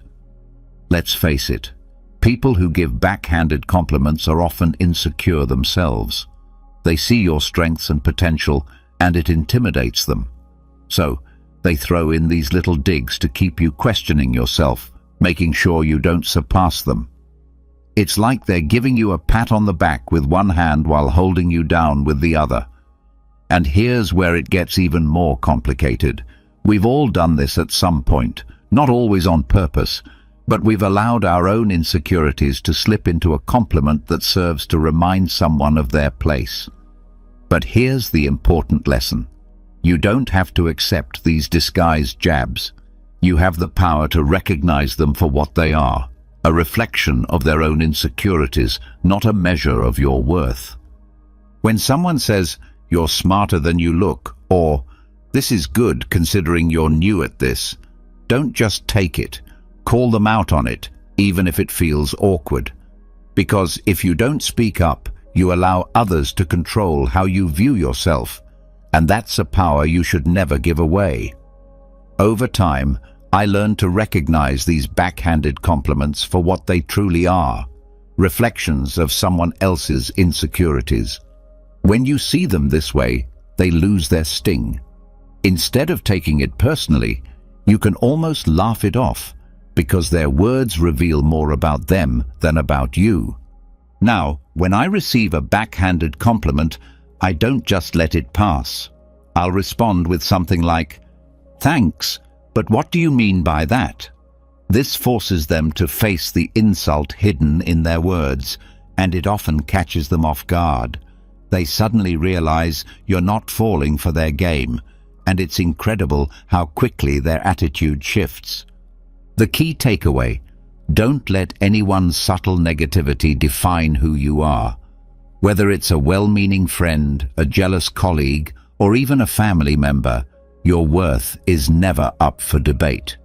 Compliments should elevate you, not bring you down. If their words make you doubt yourself, it's time to question their intentions. Life's too short to waste on people who can't celebrate your successes genuinely. Surround yourself with those who see your value and are willing to remind you of it without hidden agendas. 3. They subtly exclude you from plans. It's often the small things that hurt the most, like realizing your so-called friends accidentally forgot to invite you to an event, dinner, or weekend getaway. They'll say it was an oversight, a last-minute thing, or worse, assume you were too busy anyway. But let's be real, these aren't accidents. This is a form of social exclusion, and it's a clear sign that you're not as valued as you think. I've been there too many times. I remember checking my phone one weekend and seeing pictures of friends enjoying an event I would have loved to attend. The kicker? Not a single person mentioned it to me beforehand. When I brought it up later, they had all kinds of excuses. We thought you were busy, or it was a last-minute plan. But deep down, I knew the truth. If they really wanted me there, they would have made sure I knew about it. Here's where it gets tricky. This type of exclusion isn't just thoughtless, it's intentional. It's a way of sending a message without saying anything directly. They don't want you there, but don't have the courage to say it. Instead, they hope you'll quietly fade out of the group without making a fuss. It's passive-aggressive and cowardly, but unfortunately, it's also all too common. People rarely talk about this because it's easier to pretend it's not happening. It's easier to convince yourself it was just a mistake, rather than face the painful reality that you're being pushed out. But here's the thing.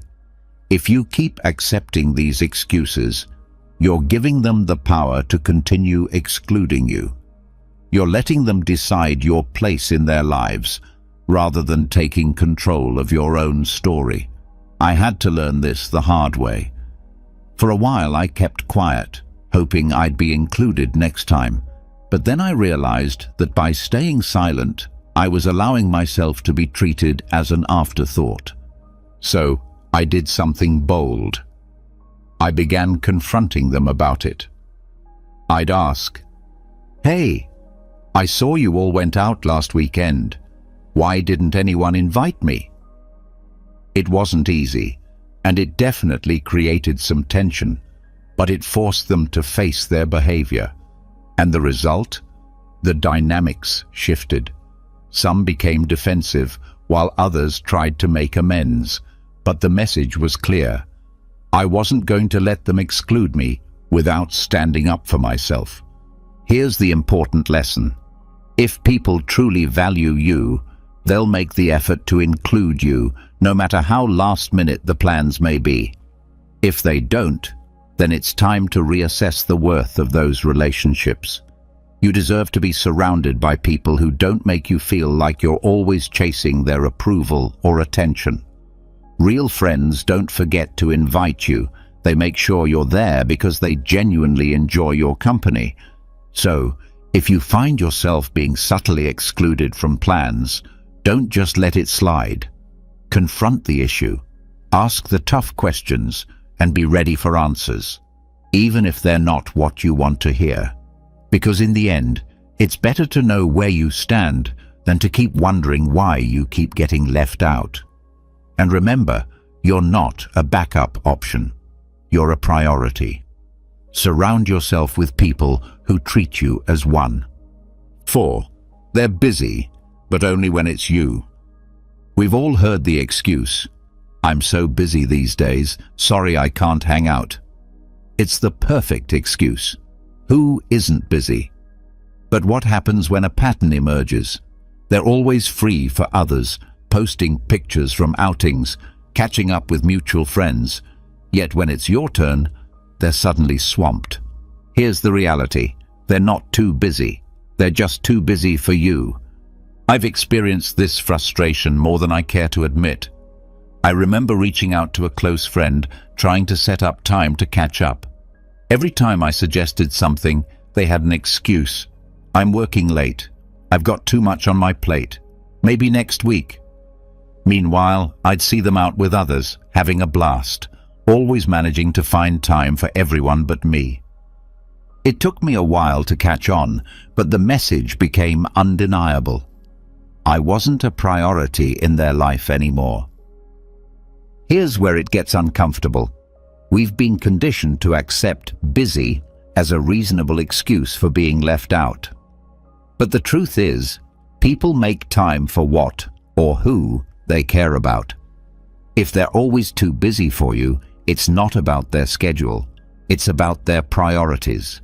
And that's a hard truth to swallow, because it forces you to face the possibility that you might not be as important to them as they are to you. The harsh truth is that busy is often just a polite way of saying, I don't want to spend time with you. It's easier for them to blame it on their schedule than to admit they're choosing not to include you in their life. It's a passive-aggressive way of keeping you at a distance without confronting the reality of the situation. They want to keep you on standby, just in case, without actually investing in the relationship. I've been on both sides of this, sometimes making excuses because I didn't know how to tell someone I'd outgrown the friendship. But being on the receiving end taught me a powerful lesson. It's always better to be honest, even if it's uncomfortable, than to string someone along with excuses. When I finally confronted my friend about constantly being too busy, the conversation was uncomfortable, but it was essential. It gave me the clarity I needed to move forward and invest my time and energy into relationships where I was truly valued. The underlying message here is that your time and energy are valuable. Don't waste them on people who make no effort to prioritize you. If someone is always too busy for you, it's time to reassess the relationship. You deserve to be surrounded by people who are genuinely excited to spend time with you, who make an effort to include you, not just when it suits them, but because they truly enjoy your company.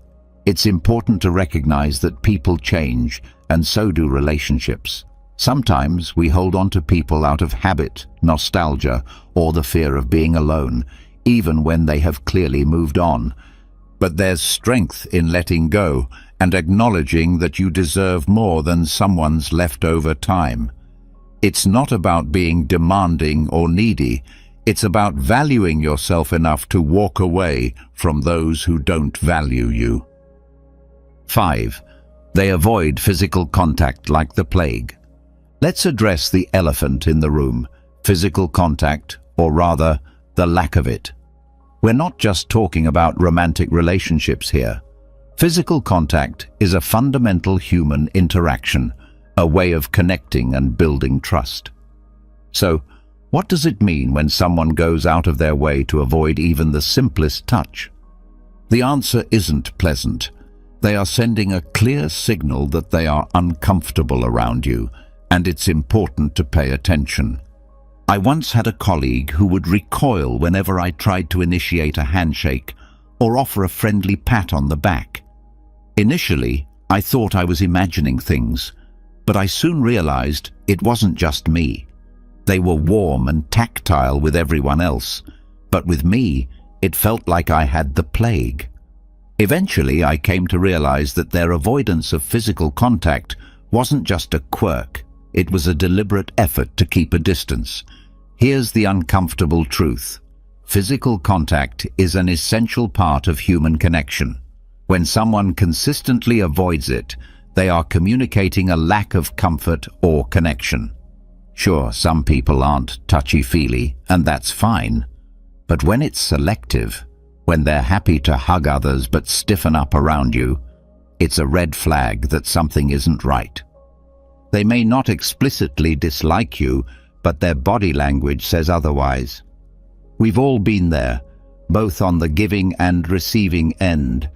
Maybe you've avoided a handshake or pulled back when someone got too close because you weren't feeling the vibe. Or maybe you've been left wondering why someone always seems to flinch when you're around. It's awkward, uncomfortable, and often a sign that the relationship isn't as strong as you thought. But here's the deeper truth. Physical contact is how we express trust, warmth, and empathy. When someone avoids it with you, they are not just avoiding touch, they're avoiding intimacy, vulnerability, and closeness. They are keeping you at arm's length, both literally and figuratively. This is a clear indication that something is off in the relationship.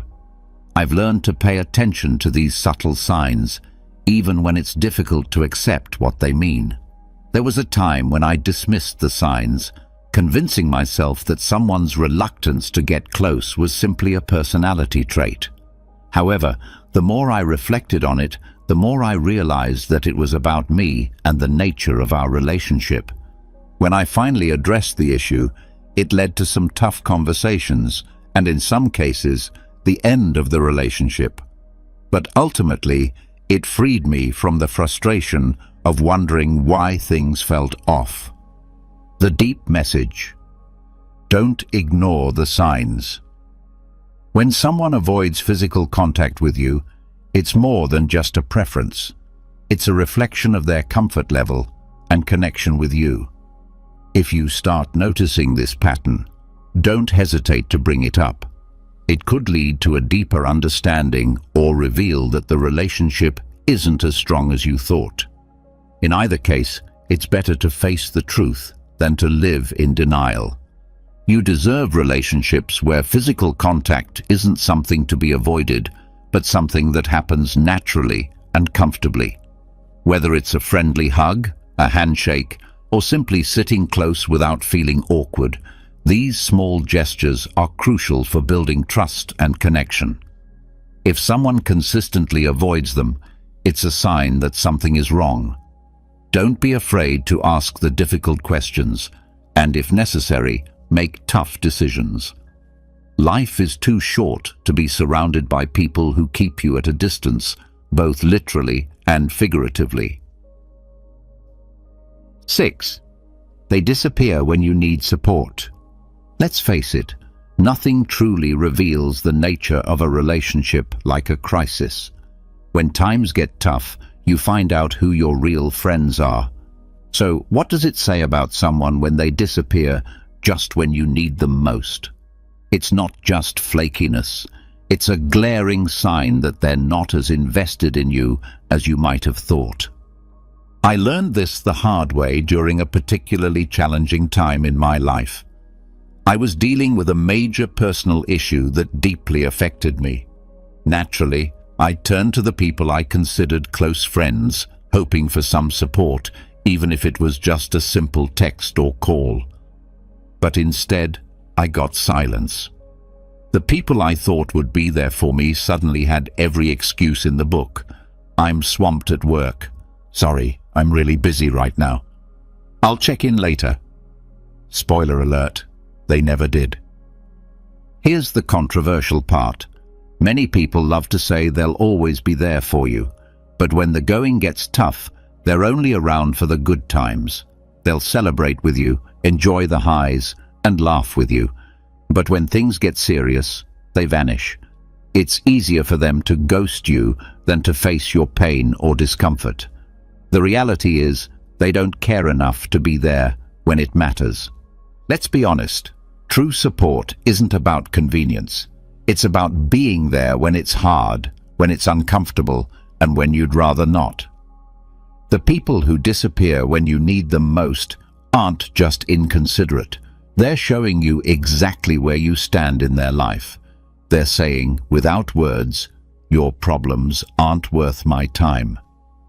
I remember feeling completely heartbroken when I realized that the people I had been there for, during their breakups, family struggles, and career setbacks, couldn't be bothered to return the favor. It was a painful wake-up call, but also a valuable lesson.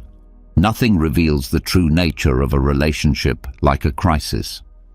When things get tough, you find out who your real friends are. So what does it say about someone when they vanish the moment you need them most? It's not just a sign of flakiness, it's a neon warning that they're not as invested in you as you might have thought. I learned this the hard way during a particularly rough patch in my life. I was facing a major personal issue that really shook me to my core. Naturally, I turned to the people I considered close friends, expecting some level of support, even if it was just a text or a quick call. But guess what? Crickets. The people I thought would be there for me suddenly had every excuse in the book. "I'm so swamped at work." "Sorry, I'm really busy right now. I'll check in with you later." Spoiler alert, they never did. The controversial truth. People love to talk about how they'll always be there for you, but when push comes to shove, many of them are only around for the good times. They'll party with you, laugh with you, and enjoy the high points of your life. But the minute things get real, they're nowhere to be found. It's easier for them to ghost you than to deal with your pain or discomfort. Deep down, they don't care enough to be there when it counts. True support isn't about convenience. It's about being there when it's hard, when it's uncomfortable, and when it's the last thing you want to do. The people who disappear when you need them most aren't just being inconsiderate. They're showing you exactly where you stand in their life. They're saying, without words, "Your problems aren't worth my time." My wake-up call. I remember feeling absolutely gutted when I realized that the people I'd been there for in the past, during their breakups, family dramas, and career setbacks, couldn't be bothered to return the favor. It was a wake-up call, and not a pleasant one, but it was also a lesson I needed to learn. Not everyone who smiles in your face is truly in your corner. The deep message: support is the foundation of any meaningful relationship. It's easy to be around when everything's going well, but the real test of a relationship is how people respond when things fall apart. If someone disappears the moment you need them, they're not just failing you, they're showing you that they were never really there in the first place. Don't let their absence make you bitter. Let it make you better. Use it as a filter to sift out the people who don't deserve a place in your life. The ones who stick around, check in, and show up, even when it's inconvenient, those are the people who truly matter. These are the relationships you should nurture and cherish. Life is too short to invest in fair-weather friends. Surround yourself with people who will stand by you in the storm, not just bask in the sunshine. When you find those rare individuals who stick around when the chips are down, you've found something worth holding on to. And as for those who disappear, let them go. They've already shown you their true colors. 7. They gossip about you behind your back. Gossip is the social poison that spreads faster than wildfire and can burn down relationships in an instant. The thing about gossip is that it's never as innocent as people often make it out to be. When someone you consider a friend talks behind your back, they aren't just sharing a harmless story. They're actively sabotaging your trust, your reputation, and your relationship. Let's be real. When someone gossips about you, it's a clear sign that they don't respect you, no matter how friendly they act in person. I've been the subject of gossip before, and let me tell you, it's one of the most gut-wrenching experiences. There was a time when I confided in someone I thought was a close friend about a personal issue. I trusted them to keep it between us, to unload some of the weight I was carrying. But within days, details of that conversation started circulating, twisted and exaggerated. It was like a game of telephone, but instead of the message getting lost, it was being weaponized against me. The person I trusted turned my vulnerability into entertainment for others. People who gossip about you aren't just venting or sharing concerns. They're playing a power game. Gossip is a way for them to elevate themselves while putting you down, all without having to confront you directly. It's cowardly, manipulative, and toxic. They're not just damaging your reputation, They're damaging the very foundation of trust that any real relationship is built on. Let's get one thing straight. People who gossip about others to you will gossip about you to others. It's a pattern, not a one-time thing. I've seen it happen too many times to count. Someone who loves to spill the tea on everyone else will suddenly go quiet when they're around you. Guess what? They're probably spilling your tea when you're not around. Gossip is the worst kind of betrayal because it's done in the shadows without giving you the chance to defend yourself or even know what's being said. I remember confronting the friend who gossiped about me, expecting some sort of apology or at least an explanation. Instead, they brushed it off, acting like it was no big deal, just a bit of harmless talk. But here's the truth. Gossip is never harmless. It's a betrayal, plain and simple, and it says far more about the person spreading it than it does about the person it's about. In the end, it's crucial to recognize the red flags in your relationships, whether it's people disappearing when you need them most or gossiping behind your back. These actions are clear signs that something isn't right. Confronting these issues, although uncomfortable, will help you focus on the relationships that truly deserve your time and energy. When we think about the noise that fills our minds, it's those endless inner dialogues that immediately come to the forefront. The worries, the fears, the endless what-ifs, they occupy every mental corner until, without even realizing it, we become entangled in a cycle that holds us captive. This cycle often paralyzes us, especially in today's world where distractions are constant and life's demands feel overwhelming. Calming the mind has become an enormous challenge. And this is exactly where Stoicism steps in, not just as a tool for enduring hardship, but as a reliable guide through the storm of mental chaos. Stoicism, at its heart, is about more than simply enduring adversity. It's about navigating life with a sense of serenity and a clear, composed mind. Picture your mind as a vast ocean. At times, it is serene and still. At other times, it's as though the waves of chaos and confusion are crashing all around, threatening to consume you. How do you stay afloat in such turbulent waters? How do you find that deep sense of calm you yearn for when everything outside seems to pull you into the storm? This is where 8 straightforward Stoic strategies come in.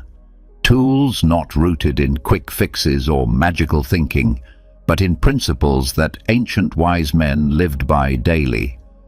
These same principles can be applied in our lives today, even though our world looks drastically different. Let's begin with accepting reality as it is, without resistance. One of the most profound teachings of Stoicism is the radical acceptance of reality just as it presents itself.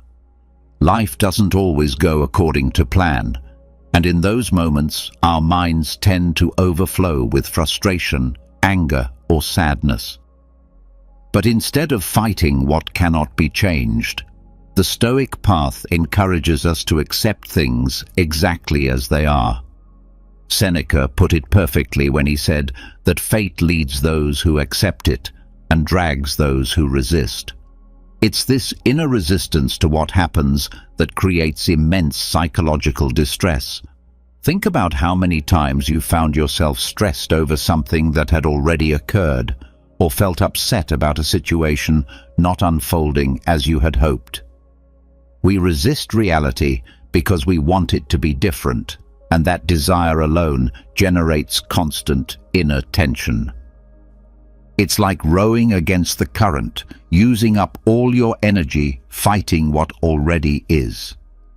Accepting reality doesn't mean giving up or resigning to the idea that things can never improve. Rather, it means understanding that there are moments in life that lie beyond our control.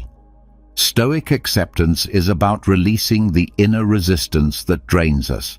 And once we do that, the mind begins to relax. It's like ceasing to wrestle with reality and instead learning to move with it. Many times, we hesitate to accept unpleasant situations because we fear that acceptance means we're okay with them, or that we're allowing them to affect us without protest. But in truth, acceptance is about creating mental space. When you accept what's happening, you remove its power to dominate your emotions. From that calm space, you gain clarity and can make better decisions. Here's a simple example. Imagine you're stuck in traffic and realize you're going to be late for a very important meeting. You have two choices. You can mentally resist the situation, curse the traffic, feel overwhelmed and angry, which changes absolutely nothing. Or you can accept where you are, recognize there's nothing you can do to change it in that moment, and shift into a calmer state.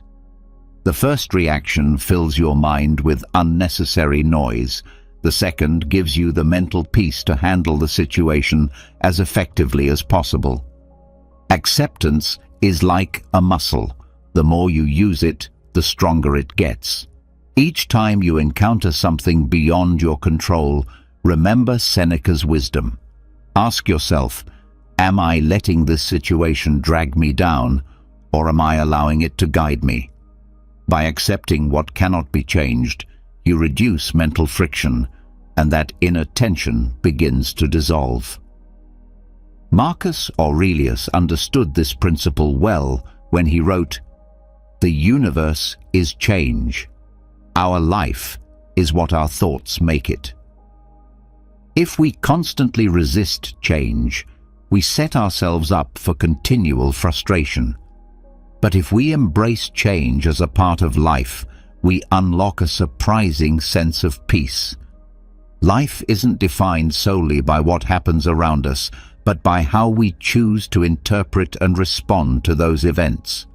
Accepting what is, without resistance, is one of the most powerful ways to bring calm to the mind.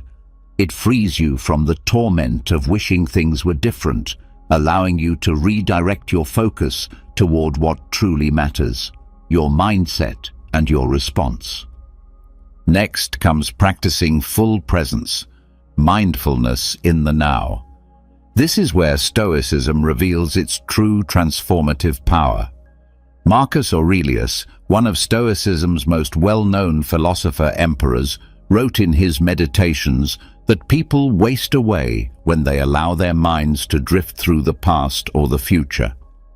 The present, he reminds us, is the only moment we truly possess. And although this idea sounds simple, it can profoundly change how we experience life. Why? Because the mind has a habit of traveling back and forth, reliving the past or worrying about the future. We replay moments, wondering why we said certain things or wishing we had acted differently. We worry about outcomes that haven't even happened, wondering, what if I fail? Or what if things go wrong? This constant mental tug-of-war exhausts us. It generates anxiety. It robs us of inner peace. The Stoic solution is to anchor ourselves in the present. The present is all that truly exists. It is the only moment over which we have any real influence. Everything else, our memories, our anticipations, is just mental projection. The more time we spend mentally elsewhere, the further we drift from clarity and peace. Practicing mindfulness, what we now commonly call being present, means returning your attention again and again to what is happening right now. It doesn't mean ignoring the past or avoiding thoughts of the future, but it does mean becoming aware of when you're lost in them and gently guiding your mind back to the here and now. This is a practice. At first, it can feel unnatural because our minds are so conditioned to wander. But the more we practice, the more we begin to feel the incredible power of presence. Think about those moments when you're completely immersed in something, whether it's a captivating book, an engaging conversation, or even a simple meal enjoyed without distractions. During those times, your mind is calm. There are no worries, no regrets, no fears, just pure awareness. That's the core of this strategy. A practical way to start is by paying close attention to your breath. When your thoughts begin spiraling into the past or future, pause. Take a few deep breaths. Focus on the sensation of air moving in and out of your body.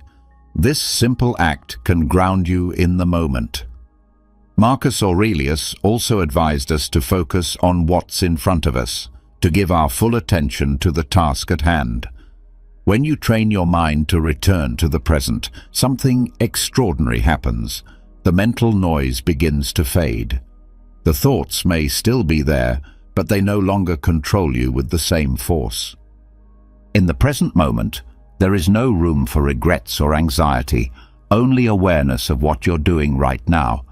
And that awareness brings a sense of calm and clarity that's hard to find anywhere else.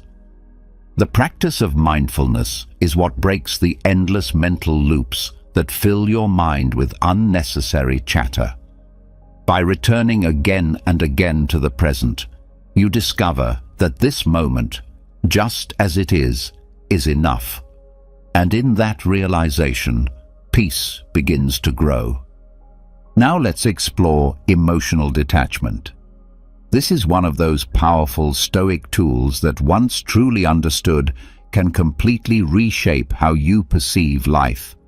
But we must be clear, emotional detachment in the Stoic sense doesn't mean becoming cold or distant. On the contrary, it's about loving deeply and committing fully, but doing so without letting your happiness or inner peace depend on outcomes that lie beyond your control.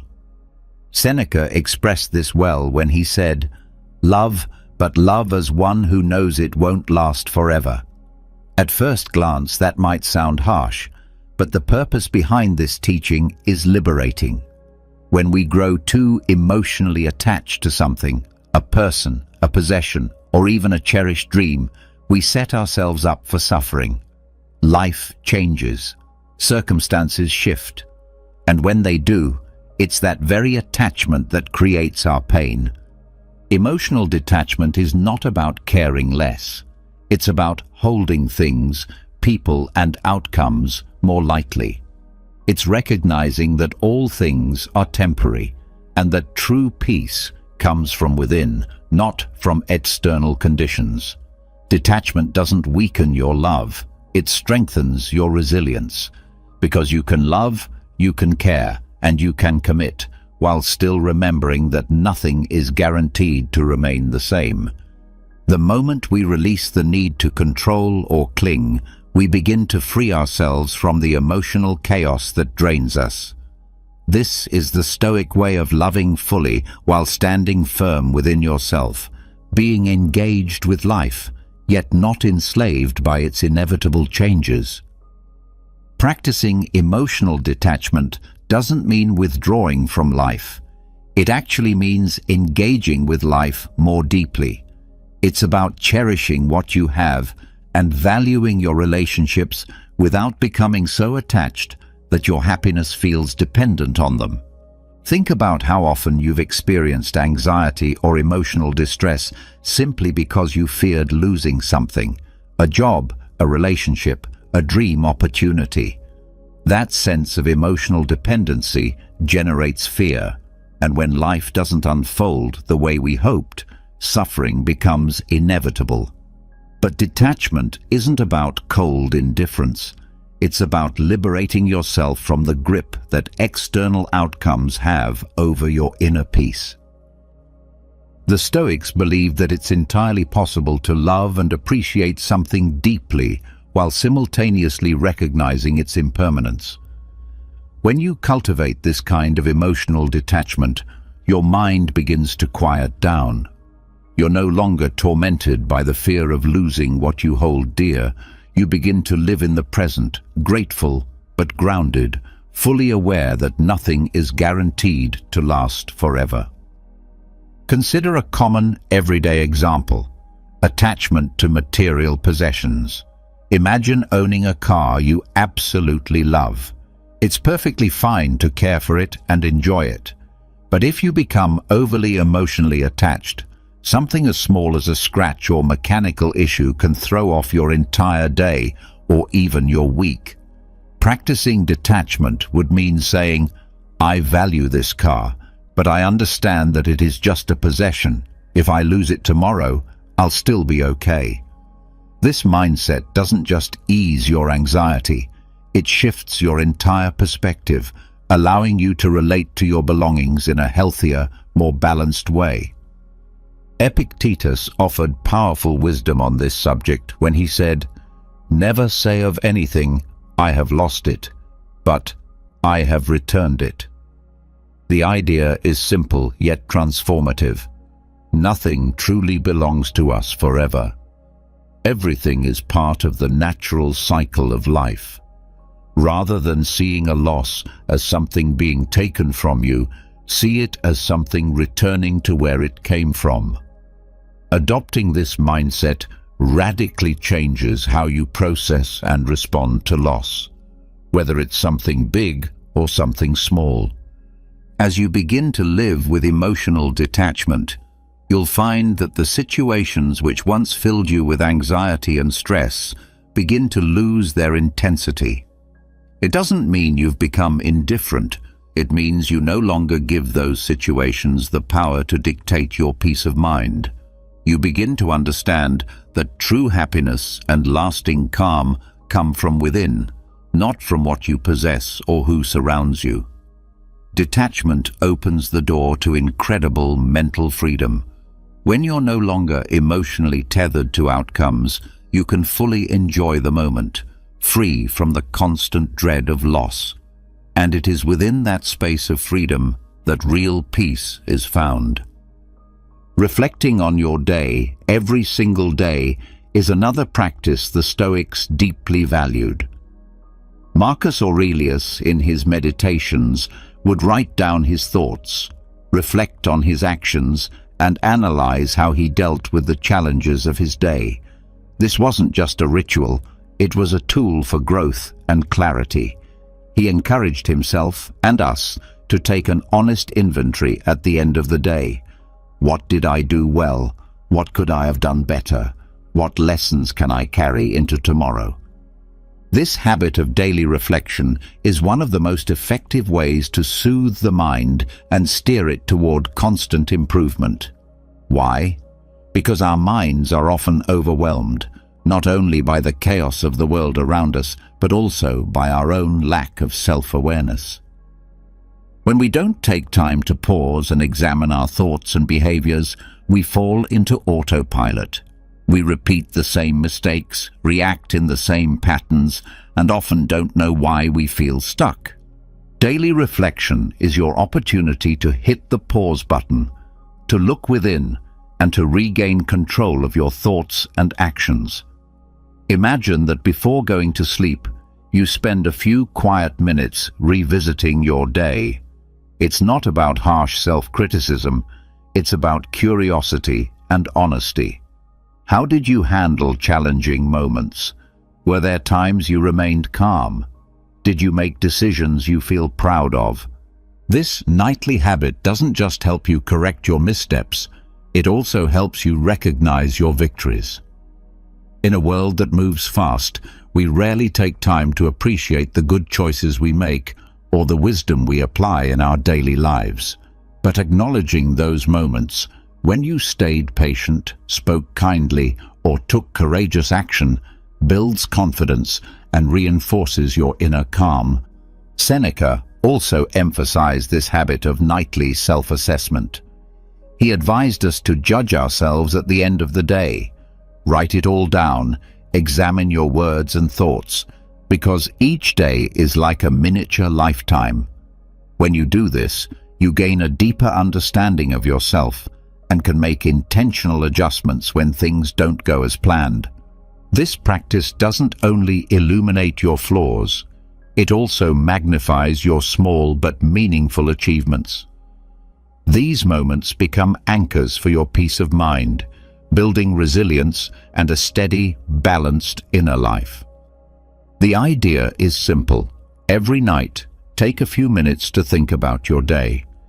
You might even want to keep a journal, just like Marcus Aurelius did.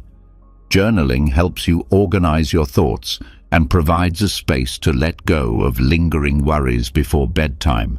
It's a method for clearing your mental clutter, promoting restful sleep, and beginning the next day with clarity and calm. A useful practice is to ask yourself 3 questions each night. What did I do well today? What could I have done better? And how can I improve tomorrow? These reflections train you to live more mindfully and to close each day with purpose. Over time, this habit becomes a powerful cycle of self-awareness and continuous personal growth. When practiced consistently, daily reflection helps you correct mistakes, reinforce wise decisions, and keep your focus on what truly matters. It gives you a sense of control over your emotions and your life, which naturally reduces stress and anxiety. If you're finding value in this message, consider liking and subscribing to the channel for more insights on calming your mind with the wisdom of Stoicism. Your support means a lot. Another vital Stoic lesson is to control your thoughts. Don't let them control you. The Stoics deeply understood that the root of a disturbed and anxious mind isn't the events themselves, but how we interpret those events. Epictetus put it perfectly. It's not what happens to you, but how you interpret it. This phrase captures the profound truth that while we can't always control our external circumstances, we can absolutely control how we respond to them, and that response begins with our thoughts. Your mind is like a garden. If left untended, weeds, negative thoughts, worries, and fears can quickly overrun it. It's incredibly easy to let negative thoughts spiral out of control. One small setback or mistake can turn into a flood of self-critical or catastrophic thinking. Everything's going wrong. I'll never fix this. I'm a failure. These thoughts generate chaos and unnecessary mental noise. The Stoic approach teaches us to observe our thoughts from a distance, as if we were an outside observer. You don't need to believe everything your mind tells you. Epictetus also reminded us that men are not disturbed by things, but by the opinion they have of them.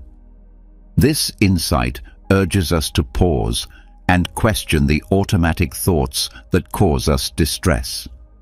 Is this situation really as bad as I'm making it out to be? Is there another way to see this? To control your thoughts doesn't mean suppressing them. It means examining them, challenging them, and gently steering them in a more constructive direction. When your mind starts filling with negative or overwhelming thoughts, ask yourself, is this thought helping me, or is it making things worse? If the answer is that it's making things worse, then you have the power to shift your focus, to choose a thought that serves you better. This is where the Stoics introduce the concept of the discipline of thought, a mental habit developed through consistent practice. It's about training your mind not to be dominated by unchecked thinking. Think of your mind like a wild horse. At first, it may be unruly and hard to control, but with patience and dedication, you can learn to guide it where you want it to go. One practical technique is the Stoic art of reframing. When you catch yourself falling into a negative or stressful thought pattern, take a step back. Try to reinterpret the situation in a way that gives you perspective, strength, or calm.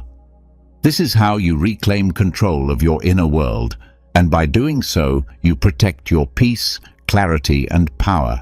For instance, if you're dealing with a difficult issue at work, instead of telling yourself, "I'll never be able to fix this."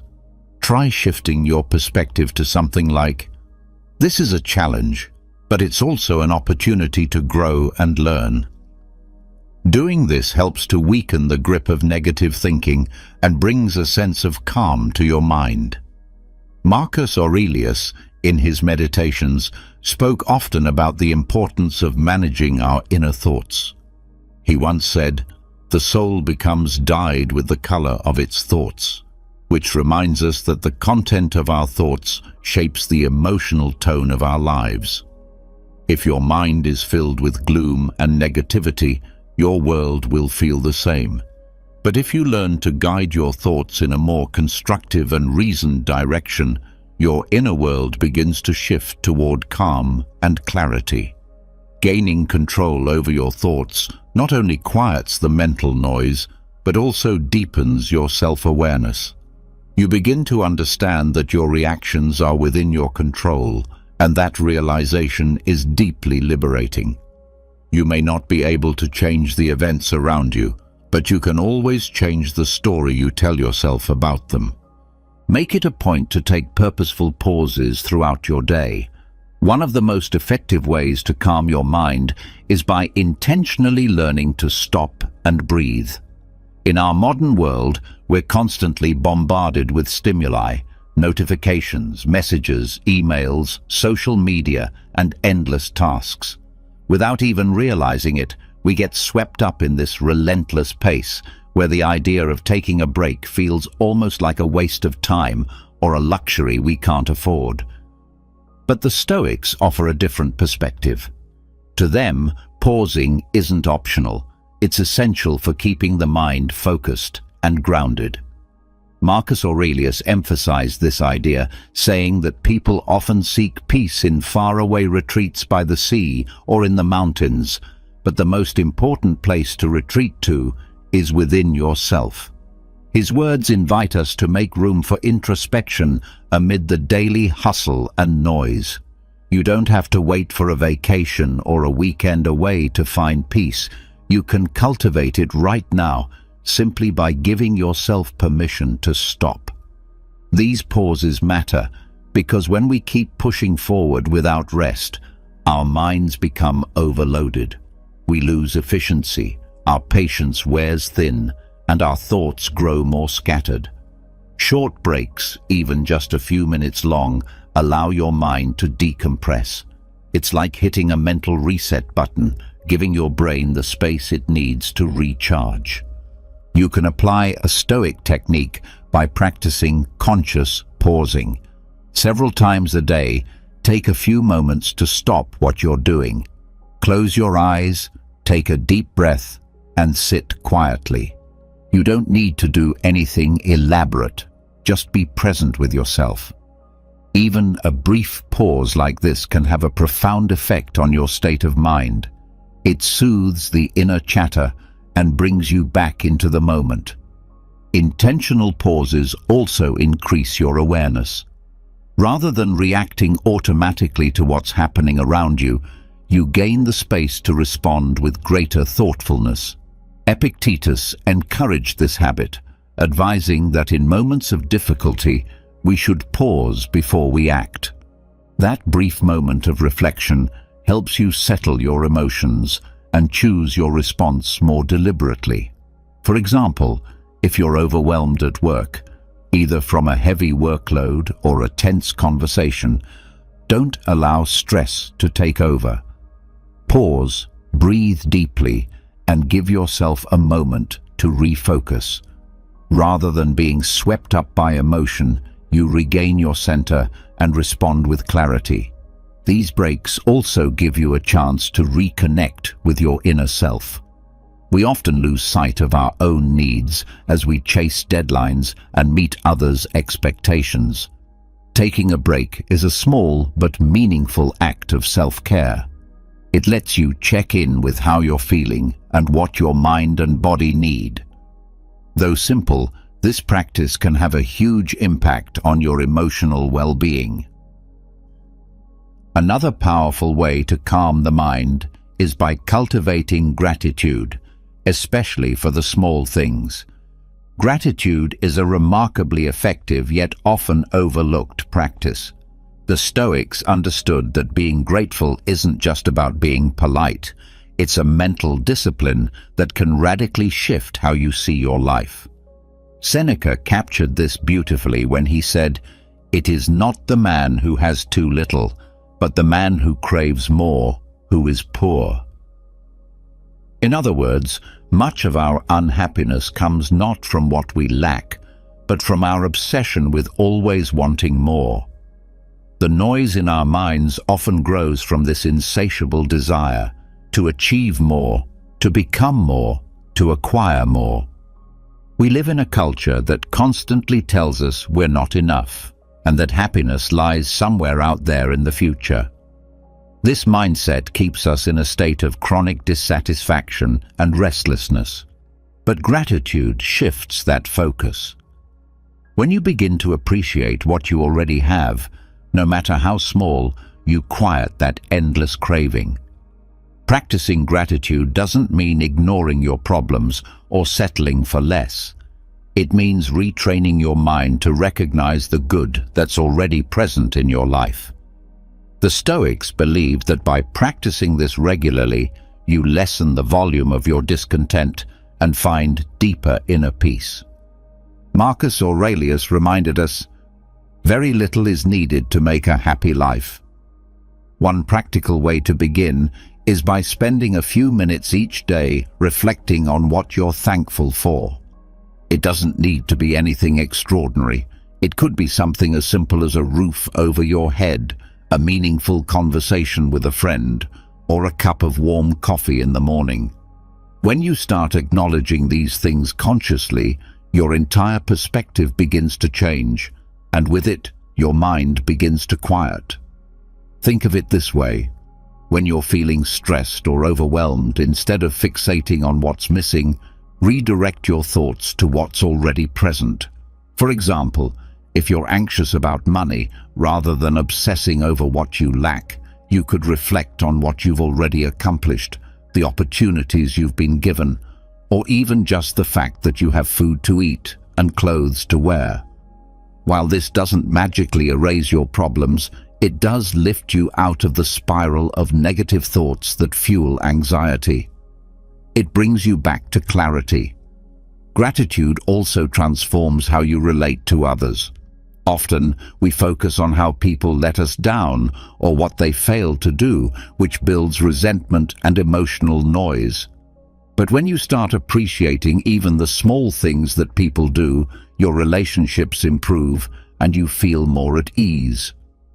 Ultimately, gratitude is a way of recognizing that even though life may not be perfect, there is always something to be thankful for. Seneca also emphasized that gratitude should not remain an internal feeling, it should be shared. Letting others know that you appreciate them strengthens your connections and adds a sense of harmony to your mental environment. Learning to release the past is also crucial for mental clarity. One of the most persistent sources of inner turmoil is our attachment to past events, whether it's mistakes we've made, missed chances, or painful experiences. Our minds can easily get stuck in loops, rehashing things we can no longer change. This habit creates unnecessary emotional weight, but the Stoics were clear about how we should approach the past. Epictetus advised us to remember that what has already happened is beyond our control, but how we respond to it now is entirely within our power. Letting go of the past doesn't mean pretending it never happened. It means accepting it for what it was and recognizing that we no longer have the ability to alter it. The past is fixed. Spending energy on regrets or what-ifs only creates more anxiety and stress. By learning to release these thoughts, you give your mind space to find peace. Clinging to the past is like carrying a backpack full of heavy stones. Each regret, each painful memory, each mistake is another burden. Eventually, that weight becomes so overwhelming that it robs you of your ability to fully experience and enjoy the present moment. Stoicism invites us to drop that weight, not out of denial, but out of acceptance. When you stop carrying the emotional baggage of the past, you begin to walk more lightly, more freely, and with a mind that is clearer and more at peace. Stoicism teaches us a powerful lesson: to release the weight we carry from the past. It encourages us to drop that emotional backpack, to take the lessons from our mistakes without allowing them to imprison us. Seneca captured this truth beautifully when he said we must not let the past rob us of the present. And that's exactly what happens when we cling to what's already gone. We lose our ability to be fully present, to live completely in the now. Every time our thoughts spiral into regrets, I should have done this, or I shouldn't have said that, we are squandering the precious opportunity to experience peace and clarity in the current moment. So, how do we truly let go of the past? One of the first steps is to reflect on what keeps us emotionally tied to that memory. Is it a decision we regret? A situation that turned out differently than we hoped? Ask yourself honestly, can I change this now? If the answer is no, then it's time to release it. Letting go doesn't mean pretending the event never happened, nor does it mean we ignore the lessons it brought. But once we've absorbed the insight, there is no benefit in carrying the emotional weight any further. Forgiveness becomes essential in this process, not only towards others, but also towards ourselves. Often, we are our own harshest critics. The things we struggle to let go of are usually our own past mistakes. But this is where Stoic wisdom offers comfort and clarity. We cannot go back and undo what was done. However, we do have the power to stop letting it control us. When we practice self-forgiveness, we lift the heavy burden of guilt and allow our minds the space to breathe, to rest.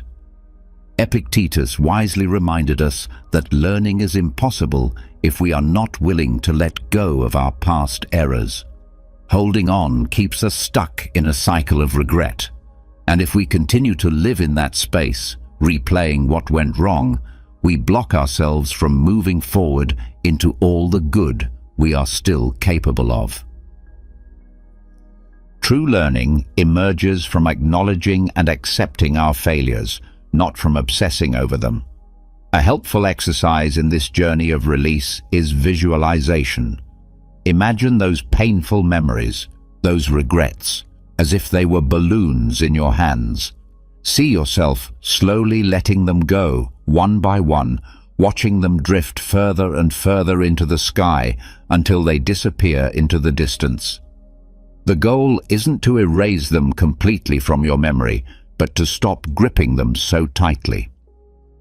This simple act of imagination can lift a weight from your spirit and bring a sense of lightness, as if you are finally free from the emotional pressure those memories once held over you. Gratitude also plays a healing role in letting go. When you focus on appreciation for the people in your life or for what those past experiences taught you, you shift your energy. Gratitude nurtures your relationships and soothes your mind by fostering a space of positivity and peace. It reminds you that life isn't only about the things that went wrong, it's also about the growth that came from them and the love that still surrounds you. Have you ever found yourself wondering why some people seem to take an immediate disliking to you, even when there's no apparent reason for it? It can feel as though, no matter how polite or friendly you try to be, there's always someone who greets you with a cold stare or keeps their distance. What causes some individuals to harbor feelings of dislike or even resentment toward us, especially when we haven't done anything to provoke such emotions? This is a complex question, and the reasons behind these negative feelings are not always straightforward. Often, they go beyond our actions or words. The underlying causes of such feelings are rooted in human psychology and may not be as obvious as we might think. At times, these negative emotions may be the result of silent envy, unspoken insecurities, or misunderstandings that have slowly developed over time. Understanding why people may develop such intense negative feelings toward us is not just a matter of satisfying curiosity, but rather an important part of navigating the intricate social dynamics we face on a daily basis. In this video, we will explore 9 surprising reasons why others might harbor such strong negative emotions toward us. Gaining these insights can help you better understand and navigate the relationships around you, potentially opening your eyes to new perspectives. Before we begin, I want to take a moment to express my sincere gratitude for the incredible support you have all shown. It brings me so much joy to create these videos, and it's even more fulfilling to read your thoughtful and encouraging comments. I make it a point to read each and every one of them. If this is your first time here, please consider hitting the like button and turning on notifications so that YouTube can help share this content with others who might find it helpful. Now, let's embark on this transformative journey together. Are you ready? One of the most common and profound reasons someone might develop hostile feelings toward you is envy or jealousy. These emotions are incredibly destructive and can corrode relationships, turning admiration into contempt and respect into resentment.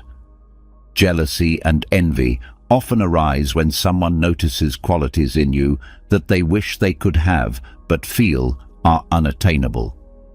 These feelings can be triggered by anything from your professional success and personal accomplishments to your character or lifestyle choices. In many cases, envy and jealousy reflect a deeper dissatisfaction with their own life. Instead of drawing inspiration from your success or feeling happy for you, they begin to view your achievements and qualities as a painful reminder of their own perceived shortcomings or misfortunes. Over time, this feeling of envy can grow into something more toxic, deep resentment. As a way of coping with their frustration and discontent, they may secretly wish for your downfall. They may believe that if they can bring you down, they will feel better about their own lives. The most damaging aspect of envy and jealousy is that it can lead people to engage in behaviors like gossip, slander, or even sabotage in an attempt to undermine your success and achievements. They might attempt to discredit your work, spread false information about your character, or make efforts to damage your reputation, all because they cannot stand to see you thrive in ways that they feel they cannot. It's important to recognize that envy and jealousy are not about you. These are issues that reside within the person who is feeling them, not within you. While it's natural to internalize others' hostility and wonder if you've done something wrong, it's crucial to remember that you are not responsible for someone else's feelings of inadequacy or dissatisfaction. Your accomplishments and qualities should not be diminished simply because someone else is struggling with their own inner turmoil. As Marcus Aurelius wisely stated, "Don't worry about things outside your control." The envy and jealousy of others are certainly beyond your control, and Stoicism teaches us to focus on what we can control: our actions, thoughts, and reactions. Understanding that envy and jealousy often underlie some people's hostility toward us can help us approach these complex interactions with greater clarity. When we know how to handle these negative emotions in a mature manner and refrain from letting them affect us, we develop a crucial skill that aids in maintaining inner peace and staying focused on both personal and professional growth. Misunderstandings and poor communication are another common reason behind negative feelings. The truth is, even the smallest misunderstandings can evolve into seeds of deep and lasting resentment.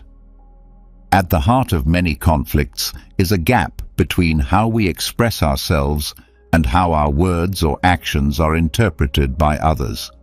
A single misplaced word, an unintended tone, or even a facial expression at the wrong moment can leave a wrong impression. These minor communication errors accumulate over time, forming emotional barriers that can lead others to perceive us as distant, disrespectful, or even hostile. Effective communication is essential in any relationship. Without it, conflicts and misunderstandings are bound to occur. Negative emotions often arise when there is a failure to clearly communicate thoughts and feelings, which in turn opens the door to misinterpretations. Moreover, the lack of active listening can further drive people apart. When we fail to genuinely understand another person's perspective, it's easy to make incorrect assumptions or judgments. These misunderstandings can quickly escalate beyond simple disagreements, providing fertile ground for the growth of negative emotions. When people feel misunderstood, they begin to build a version of the relationship based on these communication failures. What started as a minor misunderstanding can grow into hostility and suspicion, distorting the true nature of the relationship and misrepresenting the actual situation. That's why it's so important to recognize the role misunderstandings and poor communication play in triggering negative emotions. By striving for transparent, open, and honest communication in all our interactions, we can prevent unnecessary grievances and maintain relationships built on a solid foundation of mutual understanding and trust. Additionally, giving others the benefit of the doubt and putting ourselves in their shoes allows us to seek clarity when there is uncertainty, helping to avoid conflict and promote healthier, more positive relationships. Another reason for negative feelings toward us arises from differences in fundamental values and beliefs. We live in a diverse world, and each person is shaped by a unique set of values and beliefs, much like distinct puzzle pieces that together form the picture of their lives. When these values clash with those of others, it can spark intense disagreements and even foster resentment. These differences in values aren't limited to political or religious beliefs.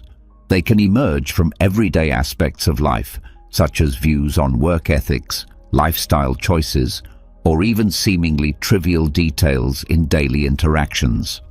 When someone holds their own values as the only valid or superior way of thinking, anyone with a differing belief can quickly become viewed with contempt or disdain. This clash of values can create division, making it difficult to find common ground or understand the perspective of the other person. When we experience these disagreements, it's important to acknowledge that differences in values don't just emerge from political or religious beliefs. They can stem from everyday aspects of life, such as differing opinions on work ethics, lifestyle choices, or even seemingly insignificant details in daily interactions. When someone believes their own values are the only valid or superior ones, anyone who holds a different perspective may quickly be viewed as a threat or a potential enemy that challenges their sense of self. This defensive mindset creates barriers, turning what might be minor disagreements into grounds for disdain. When a person's beliefs are deeply ingrained, any challenge to them can feel like a personal attack. As a result, these situations often escalate into conflicts centered around identity and worldview, with differences evolving from simple disagreements into significant barriers that separate us. The lack of effort to understand others, combined with hasty judgments, creates walls that block empathy and understanding. These walls not only obstruct connection, but also allow resentment to quietly fester, especially when fueled by unaddressed fears and biases. In Stoic philosophy, There is a strong emphasis on recognizing that our beliefs and values are shaped by our individual experiences and perceptions. As Epictetus once said, each of us is a product of our own upbringing and surroundings. Understanding that people hold different values and beliefs due to their unique experiences encourages us to extend tolerance and respect toward these differences. Open dialogue, tolerance, and respect not only help prevent resentment, but also enrich our understanding and experience of the world. Accepting that not everyone shares our perspective and that this is perfectly acceptable is a crucial step toward living harmoniously in a diverse society. Another significant reason why hostility arises is due to the influence of rumors and gossip.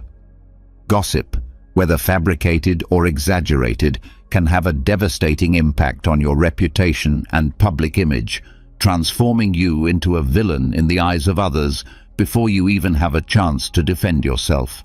Like a fast-spreading virus, gossip infiltrates every corner of social relationships, poisoning trust and fostering suspicion. What makes gossip particularly dangerous is that once it begins to circulate, it quickly takes on a life of its own, distorting and morphing the truth until a false and negative image of you becomes entrenched, often beyond your ability to stop. Gossip tends to focus on sensitive or negative aspects of your life or personality, with the intent to tear you down and cause deep harm. Even if the rumors have no basis in truth, they still gain traction because people are inclined to believe what they hear, especially when the gossip confirms their existing biases or suspicions. Additionally, the sensational and forbidden nature of rumors makes them even more compelling, causing them to spread rapidly as though they are undeniable truths. The consequences of malicious gossip can be severe. They can lead to social isolation, the loss of meaningful relationships, and even have significant repercussions for your personal life and career. Hatred fueled by rumors is among the most difficult types of hostility to confront, because you're not dealing with reality, but instead a distorted version of yourself that has been altered by others, whether deliberately or unintentionally. It is crucial to recognize the immense power that gossip can have over people's perceptions. While confronting this challenge may be difficult, remaining steadfast in your commitment to the truth, upholding your integrity, and refusing to be influenced by the negativity circulating around you are key. Keep in mind that your authenticity and transparency in every action are the most potent remedies against the venomous effects of rumors. By trusting in your own truth and consistently maintaining your values, you can dispel the falsehoods and gradually restore your image in the eyes of others. Ultimately, the strength of truth and integrity surpasses any lies or malice that life may throw your way. A significant contributor to interpersonal hostility is rooted in personal insecurities and projection, a complex reality that is often overlooked but plays a crucial role in fueling resentment and hatred. When people fail to confront and address their internal insecurities, those feelings can easily morph into envy, resentment, and eventually hatred toward others, especially those who seem to be free of similar fears or vulnerabilities. These insecurities can stem from various sources, such as past traumatic events, perceived failures, or relentless comparisons with others. As the philosopher Seneca once pointed out, when someone feels insecure, they unconsciously project these negative emotions onto others, particularly onto those who seem to possess the very qualities they fear or lack. For example, if someone feels insecure about their career, they may begin to harbor resentment toward a colleague who is thriving and advancing in their field. This projection acts as a psychological defense mechanism, helping a person momentarily cope with their own feelings of inadequacy by redirecting their negativity onto someone else, instead of addressing their own insecurities. Over time, this process can evolve into full-blown hatred, as the person views you as a constant reminder of their own perceived shortcomings and struggles. Another aspect of this dynamic is the sense of being threatened. Your achievements or positive qualities can act as a mirror, reflecting what others feel they lack. Instead of being inspired by your success, they may see it as a challenge to their own self-worth, which leaves them feeling diminished. This sense of inadequacy can spark a hostile reaction toward you. It's important to understand that these insecurities and the hostility they create are not a result of anything you've done. They are simply outward expressions of that person's internal battles.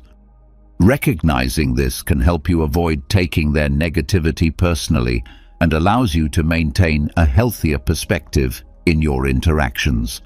Moreover, understanding this dynamic is an essential first step in approaching these emotions with empathy and compassion, which can help dispel unnecessary misunderstandings and foster a more positive and supportive environment. Another deeper reason why someone might develop resentment is a lack of empathy and understanding. In an ideal world, every interaction would be guided by empathy, where people could genuinely understand and connect with each other's experiences. However, reality often presents a different picture. One of the root causes of resentment is the absence of these essential qualities. When someone is unable to put themselves in another person's shoes or grasp what they are going through, an invisible wall starts to form. This barrier can lead to misunderstandings that eventually snowball into hostility. A lack of empathy is not simply the inability to feel the emotions of others. It is a failure to accurately recognize their motivations and responses. This misunderstanding leads to distorted reactions that can easily foster resentment, even in the absence of any real offense. Instead of attempting to understand the intentions behind another person's actions or words, individuals may misinterpret them as slights.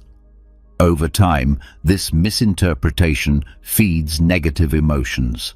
When empathy is absent, people are more likely to fall into the traps of prejudice and snap judgments, viewing the world in black and white terms. This rigid way of thinking often results in shallow and unfair assessments of others, devoid of the tolerance necessary to appreciate the context. These judgments are frequently based on unfounded assumptions or surface-level impressions, without any genuine effort to understand the person or situation. As a result, they create fertile ground for resentment, which is rooted in ignorance and misunderstanding.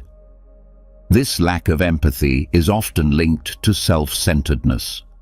Narcissistic individuals, for example, are so consumed with their own concerns that they struggle to acknowledge or appreciate the experiences and emotions of others.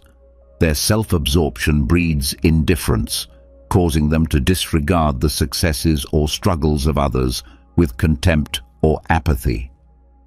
This attitude can easily be mistaken for hostility or even hatred, as those on the receiving end feel dismissed or belittled. It is important to recognize that in many cases, the resentment someone holds toward you is more a reflection of their own emotional limitations and struggles rather than any action you've taken.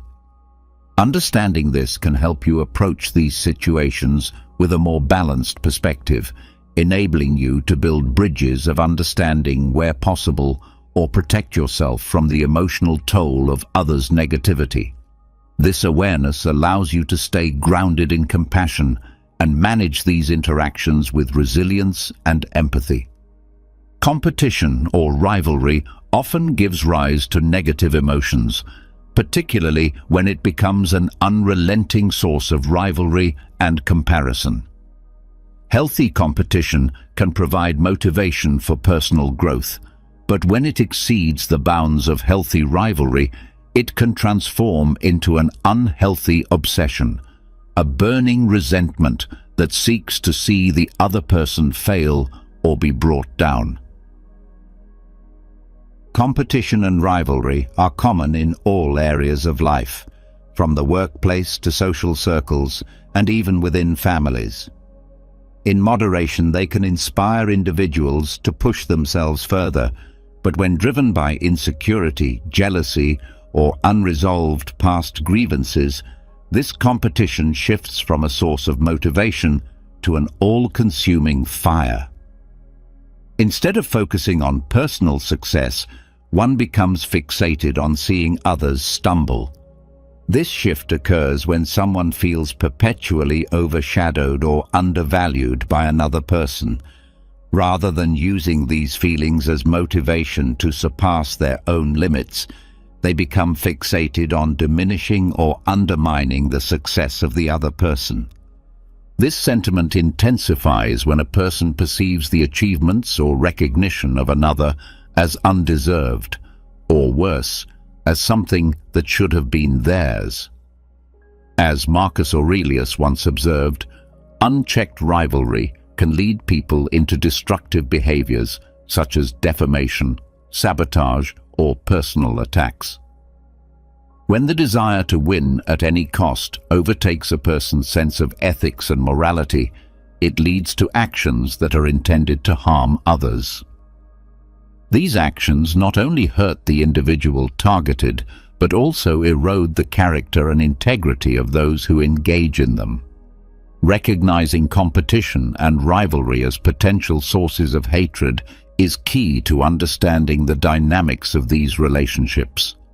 By identifying these emotions, whether in ourselves or others, we can work towards transforming competition into collaboration, or at the very least, learning how to compete in a healthy and respectful way. It's important to remember that one person's success does not diminish your own. There is plenty of room for everyone to shine, and adopting this mindset is a powerful way to combat the hatred that often arises from unchecked rivalry and competition.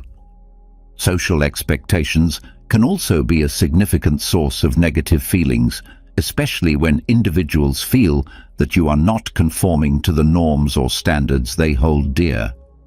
Imagine living in a community where everyone is expected to adhere to certain cultural traditions or values, and you choose to take a different path. Perhaps you pursue an unconventional career or enter a relationship that doesn't fit traditional standards. For some, your choices may come as a shock or even cause discomfort or resentment as they challenge deeply held beliefs and values.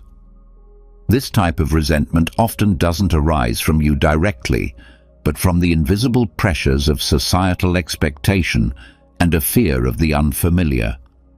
Your decisions act as a mirror that forces others to confront contradictions within their own thinking, highlighting the rigidity of their beliefs. It's crucial to remember that this is your life.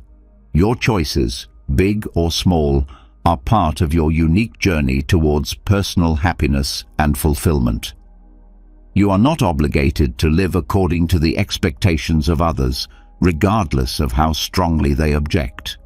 Living authentically and following your own values are essential for your well-being and happiness. By embracing who you truly are and standing firm against social expectations, you can find the freedom to live a full and meaningful life. Don't let the judgments or expectations of others dictate your path. Instead, embrace your authenticity and have the courage to live a life that is truly yours. The lack of recognition is another deeply rooted source of resentment and negativity in human relationships. Everyone wants their efforts, successes, and contributions to be acknowledged. But when these contributions are forgotten or undervalued, bitterness can slowly accumulate and eventually turn into hatred. This is especially true in competitive environments, such as workplaces, family settings, or social circles, where the desire for recognition is high. As the philosopher Epicurus once stated, when someone feels that their achievements are underappreciated, it can easily become the seed of resentment towards those who seem to receive more attention. However, it's important to understand that recognition is subjective and varies from person to person. Some individuals require more validation and appreciation than others. To prevent the buildup of unnecessary negative feelings and to foster healthier, more positive relationships, it's essential to communicate openly and offer recognition at the right time. Navigating these complex emotional dynamics requires the ability to set boundaries with those who are caught up in their own issues and insecurities. Those who bring negativity and disturb your peace should be met with clear limits. Setting boundaries is not a sign of weakness, but rather a powerful act of self-preservation. Often the animosity directed at you has little to do with who you are and more to do with the person's internal struggles. Whether it stems from jealousy, misunderstanding, value conflicts, rumors, personal insecurity, lack of empathy, or competition, these negative emotions reveal more about the person who harbors them than about you. Remember, you are not responsible for the negative feelings of others, nor are you obligated to please everyone. By understanding these factors, you can develop a balanced perspective on relationships and avoid letting negativity impact your self-worth or worldview. Instead, focus on your own qualities and strengths and work on building positive, healthy relationships for yourself. In conclusion, I would like to offer a message of encouragement. Each of us is unique, with our own qualities, flaws, and individual paths to follow. The reasons why someone might dislike you are ultimately reflections of the inner battles they are fighting within themselves. So, continue your journey with integrity, kindness, and authenticity. Cherish those who genuinely respect and appreciate you for who you are, and by doing so, you will create a healthier and happier environment for yourself and those around you. I would love to hear about your personal journey and the triumphs you've experienced. Please hit subscribe, turn on the notification bell, and leave a comment below to share your story, your successes, and even the challenges you've overcome. If you're unsure about what to comment, simply write peacefulness to show that you've completed this session. Your engagement helps this community grow towards wisdom and the art of turning every challenge into an opportunity. I'll leave 2 more videos here for you to continue learning and growing on your personal development journey. Thank you, and I'll see you in the next video.